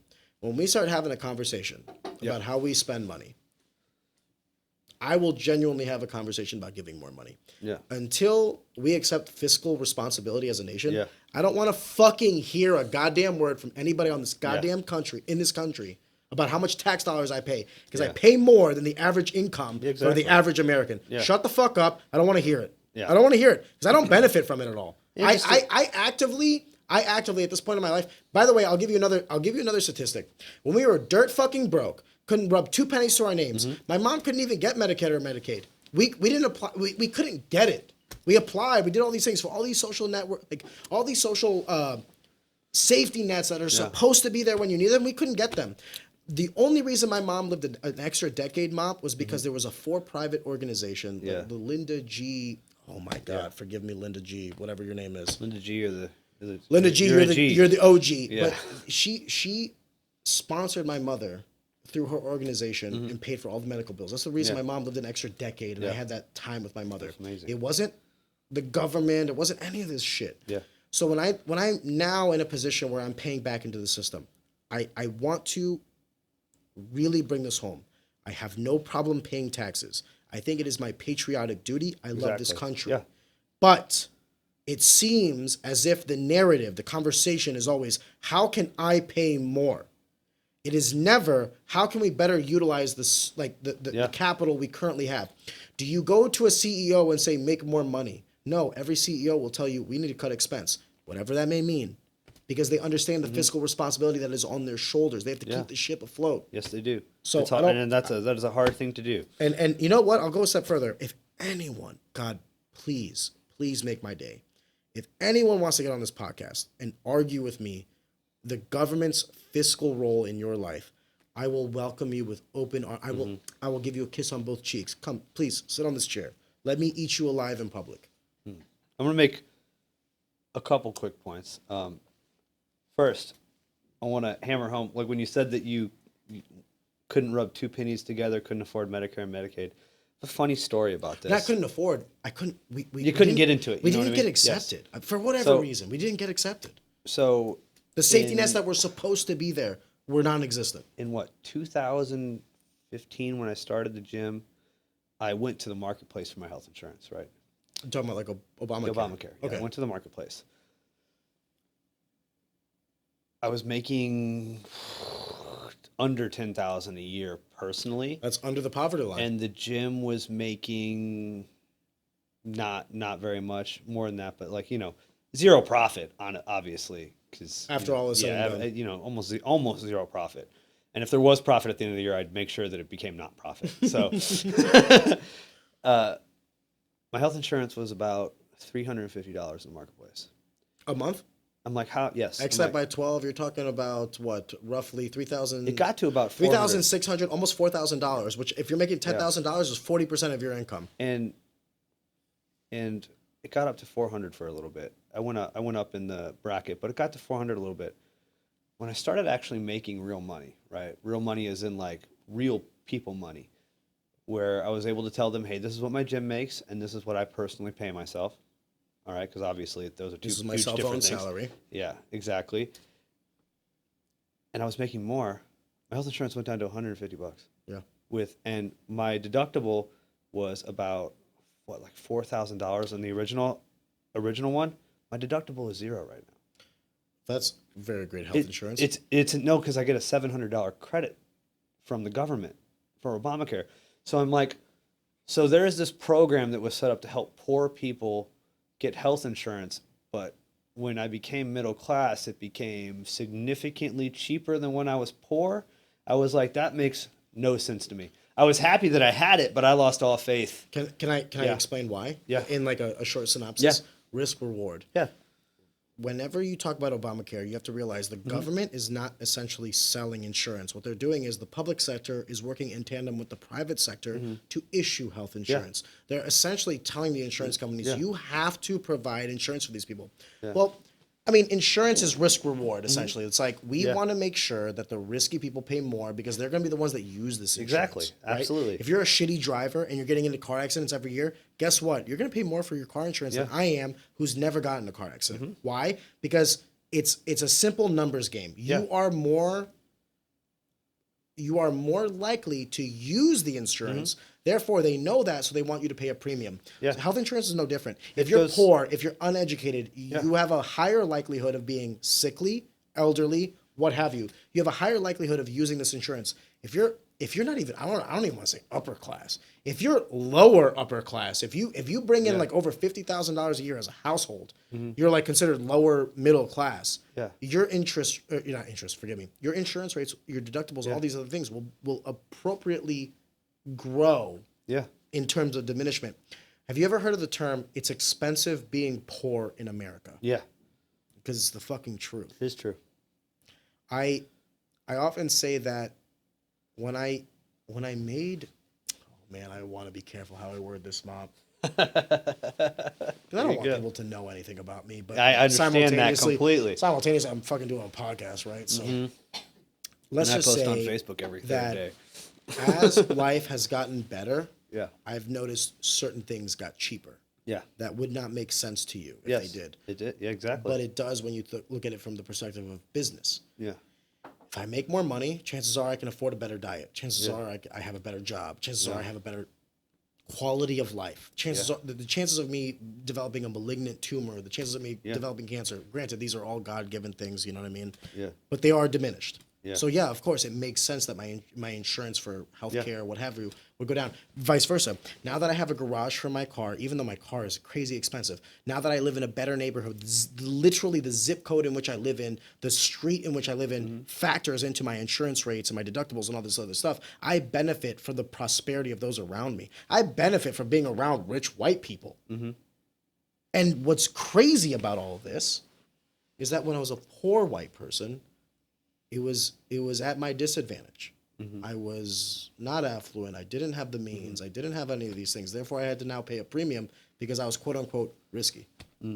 yeah, yeah. I mean, Make it make sense. it's true. It makes sense in business. Yeah, But it make it does. make sense how government can change this. I don't believe they can. I don't think so either. It's just like that solutions versus trade off. It's like, you mandate everyone has to have healthcare, and we're going to try and lower it for everybody, but it turns out that like the people that you're trying to help the most, which you run on, we got to get poor people healthcare, and then all of a sudden they're paying way more in healthcare than the people at the bracket ahead of them. Can I provide you a theory in which I believe could be a true solution?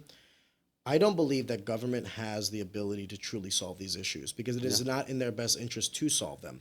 I'll give you a prime example. California with its homelessness crisis. Yeah. If you solve homelessness, the very directory you've created internally to solve homelessness then has to evaporate. Correct me if I'm wrong. Yeah. Or at the very least, you have to not liquidate, forgive me. They're not assets, they're people. You have to cut labor costs to an extreme standard because now operationally, there's capital expenditure and operational expenditure when you're talking about a business. When there's no opportunity for growth, capital expenditure is non-existent. So then the way you stay afloat is by limiting operational expenditure. And that's the people that answer the phones when you call for whatever problem. And that's kind of the problem government has because either you constantly inflate the salaries of these people to, you have inflation rate, you have to have cost of living adjustments, you hire more people, you need more budget for these people. So either your goal is, or your outcomes are one of two things. Either you expand or you deflate. By expansion, you either deficit spend or you increase taxation. Yep. And by deflating, opposite. You spend less money, you need to tax less money. I will always say this. When government works in tandem with private organizations, not through the force of hand, but an open palm, you actually get genuine change. I agree. But when you start forcing health insurance, car insurance, all these other things. A friend of mine wanted to buy a car, and they're thinking about buying a BMW. Yeah. And they called me and they were like, Arion, I make so much money. I'm in a different socioeconomic standard. What do you think if I buy this insert car here? The thing I told them, I was like, buying the car is the cheapest part of owning it. The taxes you'll pay on it, the property taxes, the maintenance, all these other things, these are going to be what kill you. I feel the same way about all these government institutions, all these government programs. It's like creating them is the cheapest part of operating them. Yeah.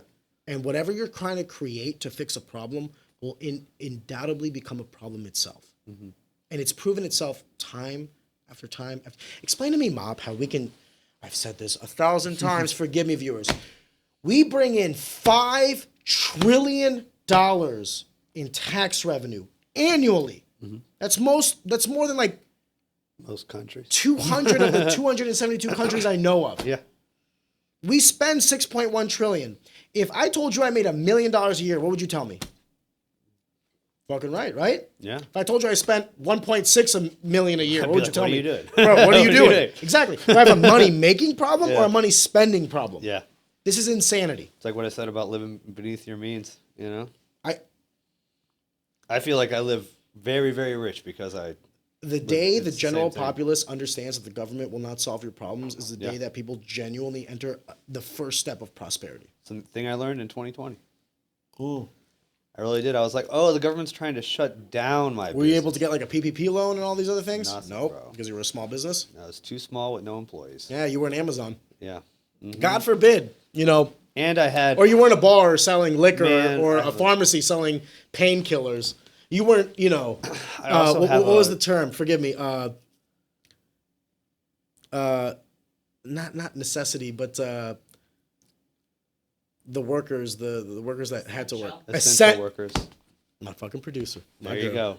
You weren't workers. essential, brother. No, but You weren't luckily I lived in essential. St. Charles County, so Little Jim different was than in St. St. Charles Louis. County. Oh yeah, St. Charles County. The virus didn't pass the river. That's what people really should have realized. They should have made The a lot of fires- rivers. the fires- Apparently, a lot of rivers will stop the virus, because the virus didn't go to St. Charles County. Apparently, all right, like no one shut down.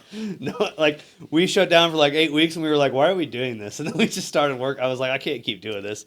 But it's like I'd also have a principled stance about taking free money from the government because I know what It's not free. I know what it's the inflation. It's in not the free. The It's inflation in someone's the money. back end. The inflation in the back end. I knew it was gonna hit us in the long run. Can I tell you something, Mom? In the It's gonna- beginning, I wanted it. Like I really for like the first few weeks, I was like, I need the money, and then like I sat back and I was like, whoa, this is actually a horrible thing. Can I tell you something that's gonna make Yeah. me sound like a douche? Yeah, I don't feel inflation yeah, at all. mm-hmm. I don't feel gas prices. I don't feel any of this stuff. yeah. Doesn't affect at me. a certain bracket. You don't. Yeah, it doesn't affect me at all. Mm-hmm. I'll tell you who it affects. Everyone I fucking know, with the Yeah. exception of like few exceptions. And it hurts me because I will never, no matter where I'm at in life, Yeah. no matter what I do, I will never forget my beginnings. I will never forget my childhood. I'll never forget my parents struggling. I'll never forget how hard they had to work for Yeah. how little they made. I'll never forget that. Yeah. And the thing that irritates me the most is there are fundamental things I just don't agree with. If you make under $60,000 in this country, I don't think you should have your income taxed. Yeah. At all. I have a lot of opinions on that. So don't You know what I mean? If you make a certain amount of money, I actually do believe in social like, safety nets. I really do. Because life fucking happens. But what I don't believe is in blanket social safety Yeah. nets. I believe that you fund institutions in tandem with private organizations that the government runs it, but the private organization gets a small percentage of the budget to essentially manage them. Yeah. What are the key KPIs? How many people have you gotten through? How many people have you actually talked to on the phone and helped? These are the things that you need to do because right now what it is, it's like a volume-based thing. How many people can we push through? How much scope can we create? How much need can we incentivize? And by just remember this, for every one person that needs some sort of government handout, that's like another mouth that needs to be fed by a taxpayer and not someone feeding themselves. And what's the age-old adage? I don't want to give a man a fish. Yeah. I want to teach them how to fish. Yeah. Or the Ron Swanson quote, don't teach a man how to fish. Fishing is easy. Feed yourself. How rude. But Catch a fish and sell it to him. yeah, catch a fish and sell it. That to sounds him. like a capitalistic opportunity. Exactly. I also subscribe to like pure capitalism eats itself, and then you get monopolies, and it No, turns yeah, into an I oligarchy. agree. and I agree. you need a mixed I'm all for the economy. trust busting, but I do have a principled stance against taking money from the government. I forgot about it for about 8 weeks. It was pretty Well, crazy. it's hard when you're down on your luck. In 2020, I forgot about it, but Not I even down on actually- your luck, down on your artificial luck based on a government that Yeah. forced you to stop. I mean, I didn't take the stimulus check. Never took it. I did. Yeah. Well, I mean, it's just like I was so. How did you not take it? I didn't take it. Never How? cashed How? it. It Never just hit cashed my it. account. Nope. Never hit my account. Nothing. What the fuck? Nope. I took it in a tax. Big Donnie deductions. D shoved it down my throat. I took it in a tax deduction 2 years later, but Okay, I mean, you took it. my accountant was like, "Yeah, but I did. I guess I did. Listen take here, it. motherfucker. I you did took take it. it. You're trying to. But like Out basically, moral this is what happened. My accountant was like, "Did you take the stimulus check?" And I was like, "No, never did." He's like, that's the type And of then he gave me my returns, and I'm like, 1600. "Why am I paying like no taxes?" Oh, There's this like $3,000 Mom over tax here trying to deduction be right here. altruistic, and his accountant stopped him from being the higher He man. stopped me from my principles, that guy. But it's whatever. But And I do want to bring that home. Yeah. That like I do think there is a place for government. I do think obviously, that there needs to be a check and balance. Ideally, in a perfect economy or a perfect society, you have a pie chart of 33% for all. yeah, 33% to labor source, 33% to representation, 33% to the entrepreneurs. yeah, The entrepreneurs hire and will set the culture for the individuals that are the Yeah. labor source, the employees.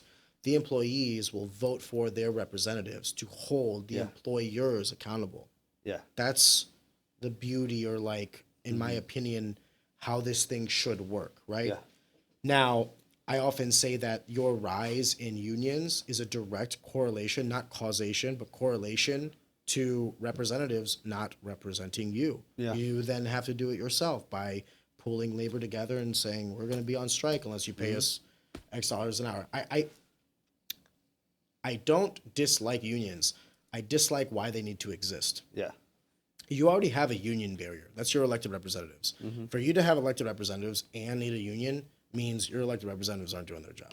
I can It's agree like with middle that, yeah. management. If you have a boss that doesn't do shit, but your boss's boss gives you all your work, it's like, well, why does this guy exist? That's how I feel about the refs. And I think that definitely plays into the rise of populism. I'm pretty sure the fact that I think our generation is actually a smart one. They're just a Yeah. lazy one. yeah, it's unfortunately. But yeah, my second point, I guess, because I had two of them, right?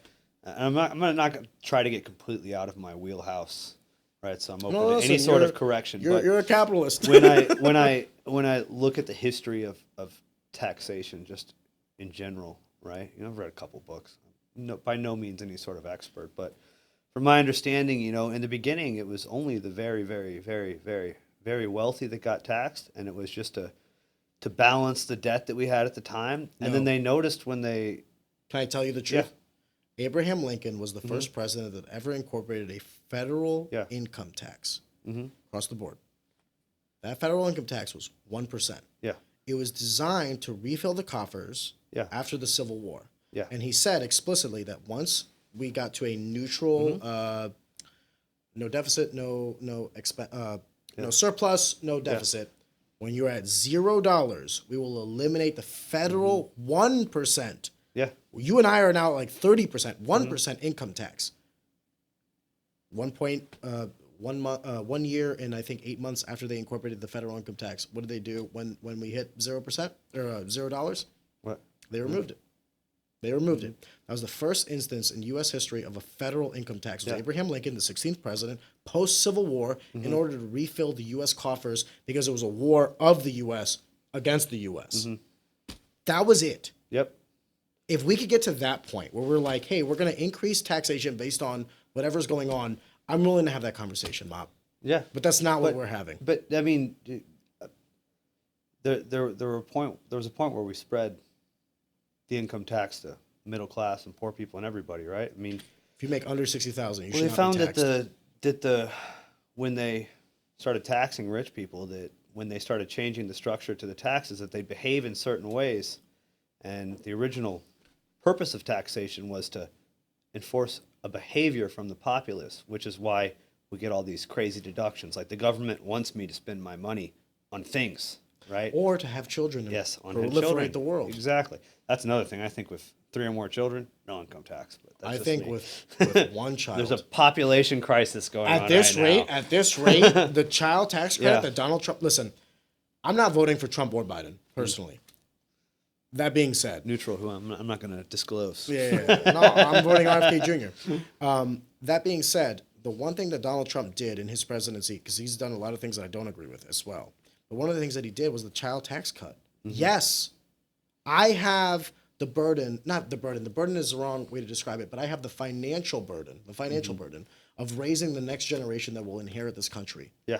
Help me. Well, it's just like what is Fucking your- help me by yeah. getting out of. By the way, when I say help me, I don't mean like give me money. I mean stop taking my money. Well, and there's a Those are two different things.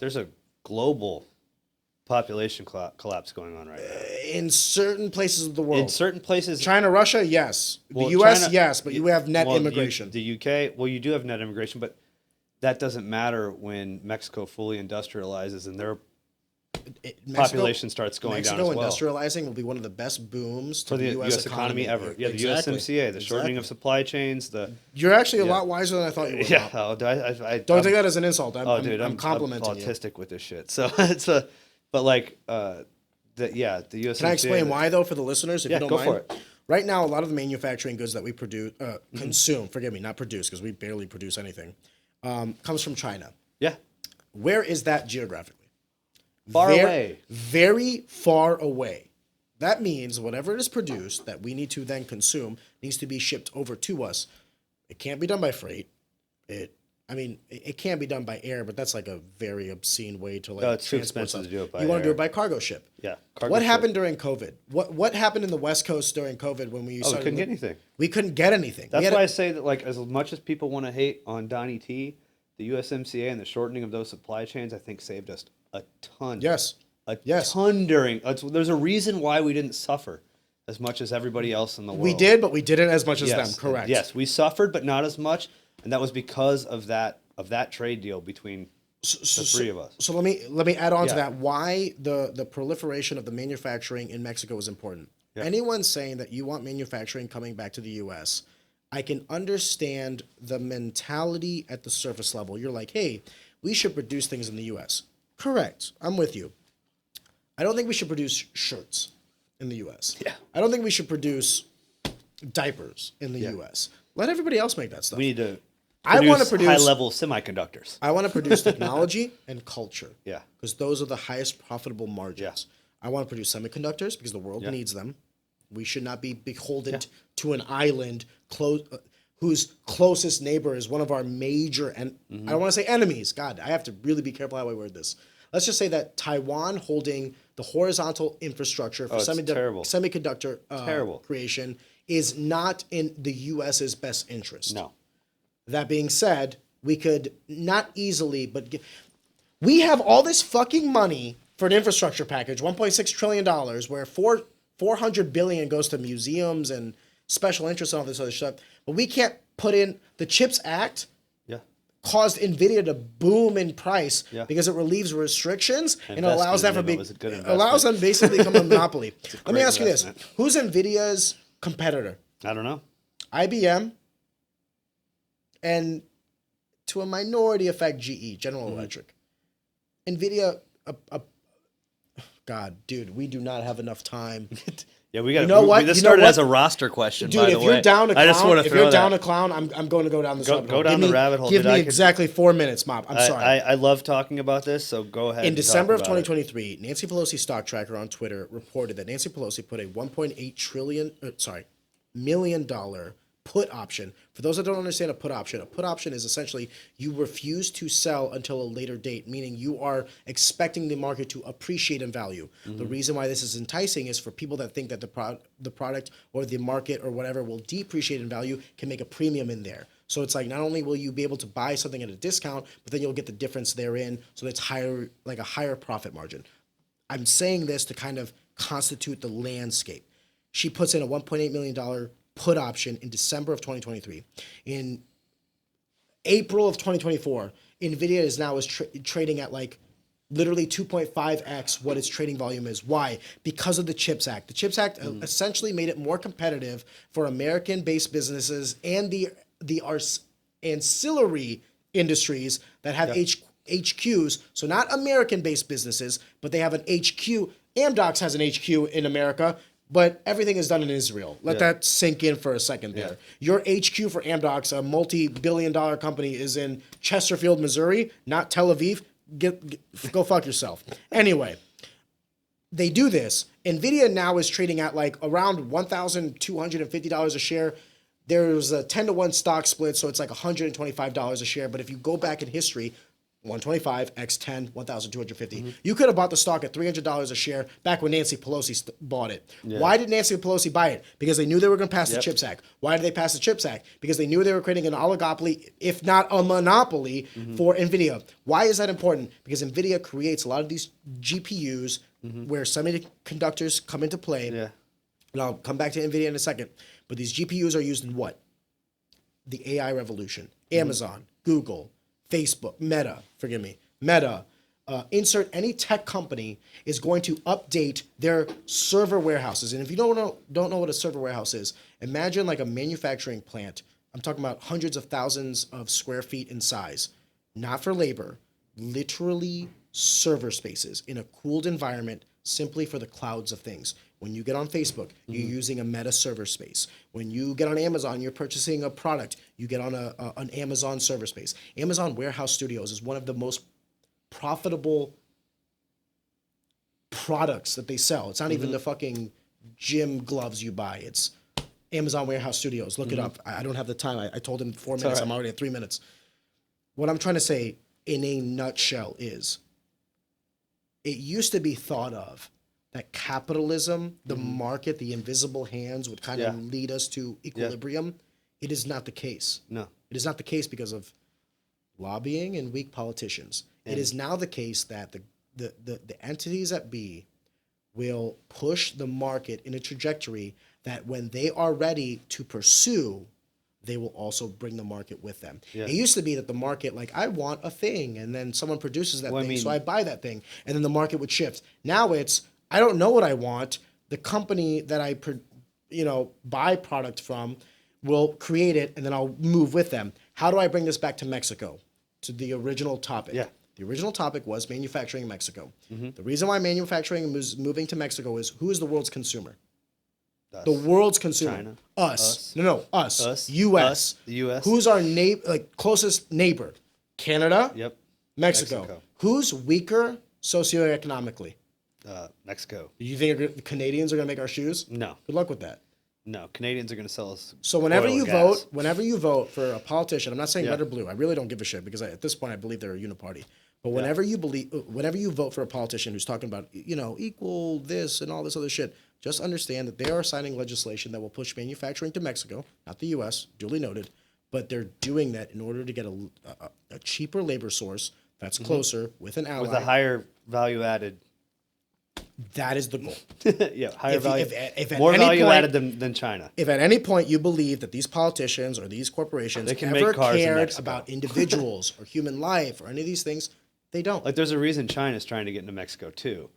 Right? They're trying to get into Africa. Yes. But we're they're playing also we're playing the 10-year game. They're playing the 30-year game. Yeah, 1,000-year game. But like, it's not gonna. In my opinion, it's not gonna work out. No, for them they're just gonna because collapse of in birth 10 rates. years. Yeah, birth rates are just. They have an upside down pyramid in terms of upside down population population pyramid, and do you want to go into that? Yeah, I can, because I do have a little. I bit just of talked insight. for 5 minutes. I do have a little bit of insight. My brother lives in China. Please do. Oh, Jesus My Christ! brother lives in China. God He's bless. got a family in China. He teaches China number basically one. cheese.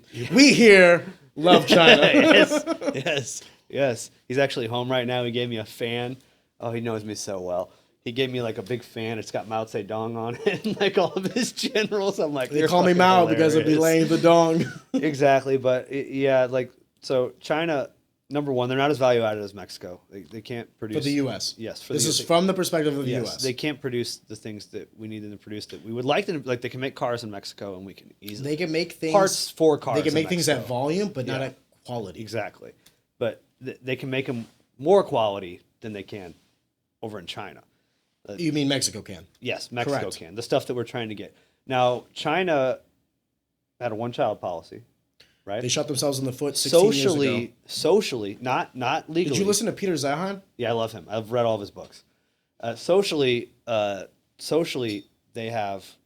still have a one-child policy, and I get that just from knowledge from my brother. No, they don't. Well, no, I mean, okay, so Socially doesn't matter because then you can do whatever you want. no. What I mean is the government doesn't enforce the one-child policy anymore, but people still aren't having kids, and they're trying to pay people to have kids right now. Why aren't they having kids? Because Two reasons. The housing market, number one, that's the biggest one, is because socially you have to have a house to get a wife there, and two, it's fucking expensive. And Why is it growing expensive there? why? Fill in. Economic expansion. Yep. You can only expansion of the middle class. provide cheap manufacturing labor. They're running out of the myth Yeah. of America is that the world wars set up our ability to be I want to be careful how I say this. Forgive We've me, read the guys. same book. We know. I know. But I'm trying to articulate this in a To manner defeat where the Soviets, we Right. allowed everyone unrestricted free some trade. people think we that guarded the waterways, all wars that were stuff. what got us out of the Great Depression. And in a lot of ways, World War II did get us out of the Great Depression. But what caused the economic boom that then resulted in the baby boomers, right? The economic boom afterwards wasn't the fact that Europe was like a mess. It was the fact that we didn't have any competitors, so we could just kind of run rampant with it. Yeah. And what did we do? We had a reindustrialization, a remanufacturing of American goods because during World War II, a lot of the manufacturing was brought in-house for ammunition, for tanks, for medical needs, what have you. So we were manufacturing things in the U.S. and exporting them out to the people that, in all intents and purposes, lost the war and needed to rebuild. So we had like 20, 30 years where we were like the fucking juggernauts. Once they were up on their feet, we brought them into the global marketplace. And I will say this about the global marketplace. It has been the only thing that has prevented World War III. Yeah.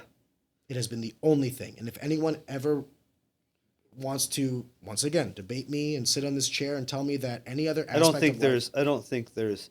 it's globalization that's kept think, us I from don't annihilation. think there's any way to even argue that globalization in the United States pretty much industrializing every country, including China. We extended When Nixon capitalism. went over there, We extended yeah. capitalism to the world. Yes. Only the world doesn't know it. Yes, and we only did it for the Soviets. It was actually economically probably somewhat to our interest, but we didn't have to necessarily go out and do it. You know, like I think we did because Yeah. culture, because what we're learning right Yeah. now in real time, is you can invade a country without ever stepping foot in it. yeah, absolutely. Mop, we are an hour and 59 minutes in. Can before we end, can we just address the question that rant started on real quick for the last like 10 minutes? Manufacturing in Mexico. I mean, this started as a roster question. Oh my God, even back then, 45 minutes later. It started as a roster question and went to fucking global supply chains. I want to ask 2 questions. Yeah. Tell me about your guys. Tell me about what you're working on. Well, so I've been working, first of Tell all. me about your guys, motherfucker. Yeah, manufacturing in Mexico, number one. We got a bunch of guys. They're in Mexico building gloves. Let's talk about tariffs, all right? So, but okay, so, no, but my guys, number one, we have a huge roster right now. Okay, huge roster, biggest roster I ever had. Obviously, clearly, we just had Isaac Dancy join the team as well. Oh, nice. Yeah, it's a lot of guys come to me, and I'll say this. right? Yes, and I want to say this perfectly because you should know this first time. I've never gone up to anybody and told them to leave any gym ever. Yeah, number yeah. one, and I didn't ask you. I've never asked anybody to ever live. I'm unrestricted with my cross training. platform. I what I disagree with what our American policies are. I don't disagree with doing it in MMA training. Okay, so. I've never asked anybody to. But we've just been growing, and I've been getting a lot of fighters from other gyms that have been, coming over to, for various reasons, whatever the reasons are. And I'm just trying to push that I 100% am not for the idea of telling anyone to Poaching leave to come. people. Poaching, I'm so against it. Never done it. I know I'd probably get a bad rap because I do have people that come from other gyms that leave and come to us, but I just never pushed. They don't ever have to join our gym in order to be a part of the team. You just pay your tuition. I don't care who you rep. If you pay your tuition, if you're a pro, you either got to pay tuition or pay the 10%. That's all it is. Okay, that's always what it is.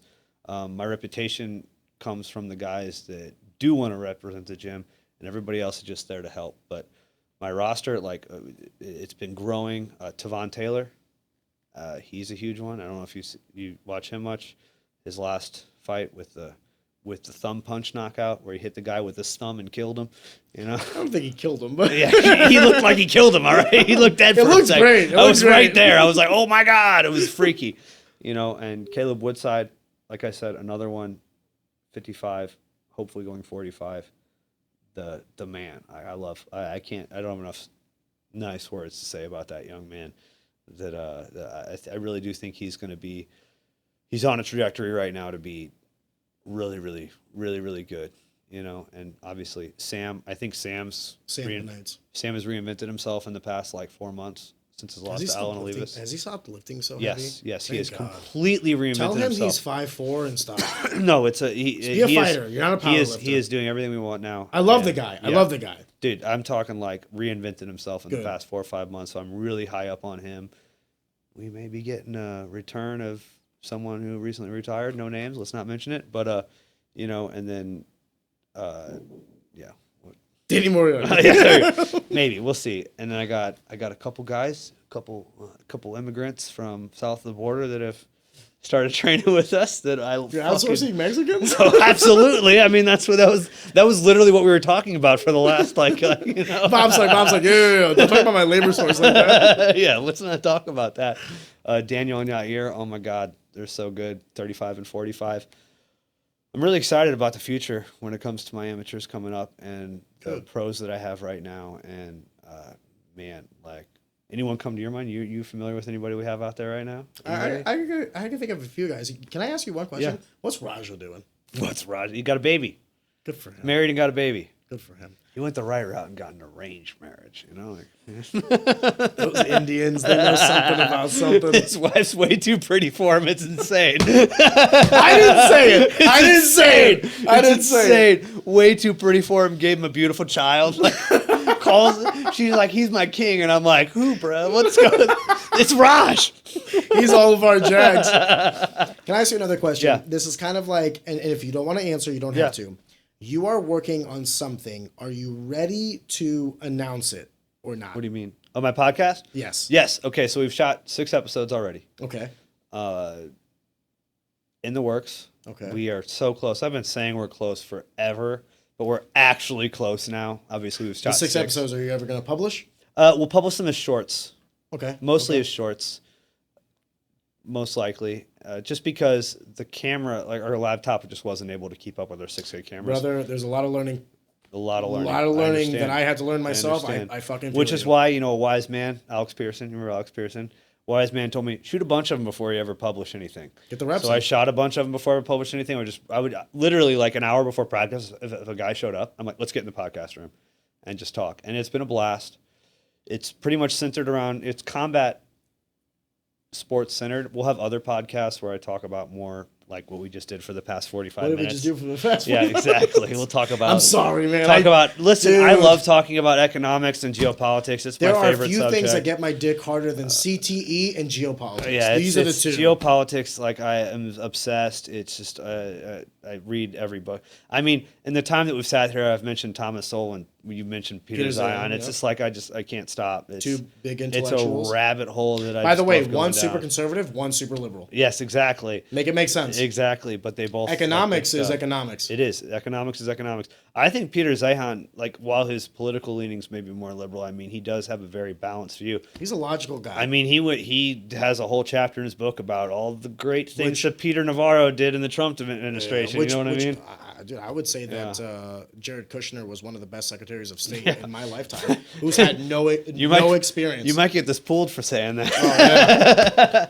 But Mom, it's that's going to be the podcast, and we mostly just sit around. We do reaction videos to mainly fighters and fights. We always watch a little bit of night fighting in it, so that's always fun. Do you hawk Tua?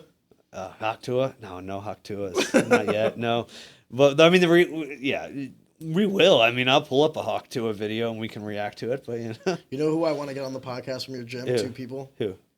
Before I tell you, who do you think I'm talking Well, Sean's probably one of them, For right? sure, for Yeah, sure. Sean for one. And Sean might take a little while to get talking, but once he gets talking, he'll get to talking. I will let that. Yeah. You know what I find? People are better in conversations when you let them talk about what they want to talk The about. second one it would be a little bit more difficult. I mean, It should be easy. I don't know. Who? Think about it. Who? Nope. Don't. Drew. Oh, yeah. I should have thought of it. Yeah. Yep. I want to get Drew on. Drew would be a good one. Yeah. Maybe get your editor ready for that one. If there's ever an episode that we're gonna get like canceled for, I have a guy. Adrian knows. Yeah. I don't think Drew's not. Drew's Dude, so good on when camera. I tell you, He'll be this one's fine. like everybody on my team Yeah. was like, "Don't do it," and I was like, Yeah. "Fucking right, let's do it." Anyway, you got to do it. listen, You gotta do Mop, 2 Yeah. hours and 6 minutes. I think this takes the cake. Oh, really? Or- Probably for 45 minutes of geopolitics. Yeah, dude. I said 4 minutes. Everyone's gonna watch this podcast and they're gonna click on it and be like, "Wow, we're gonna learn a lot about the MMA and the Wolves." And So here's what happened in Russia. All right, like in 45 minutes of talking about why the USMCA works, but like, Dude, thank you for being on. oh, no problem. Anytime. This was a truly- great time. I am also the only guest that has tried to match your swag, so Not true. No, not true. Not There's true. other ones. All right, No, cool. Ben Lawler and Jeremy Johnson. Oh well, there we go. Of course, Jeremy, great out. I had Uppercut whiskey. Uppercut Whiskey, Wolves in Training Center, right? Not affiliated. I just had What's to all put the that other in there. plugs? Anal beads. Mop. I appreciate you. Thank you. I appreciate it.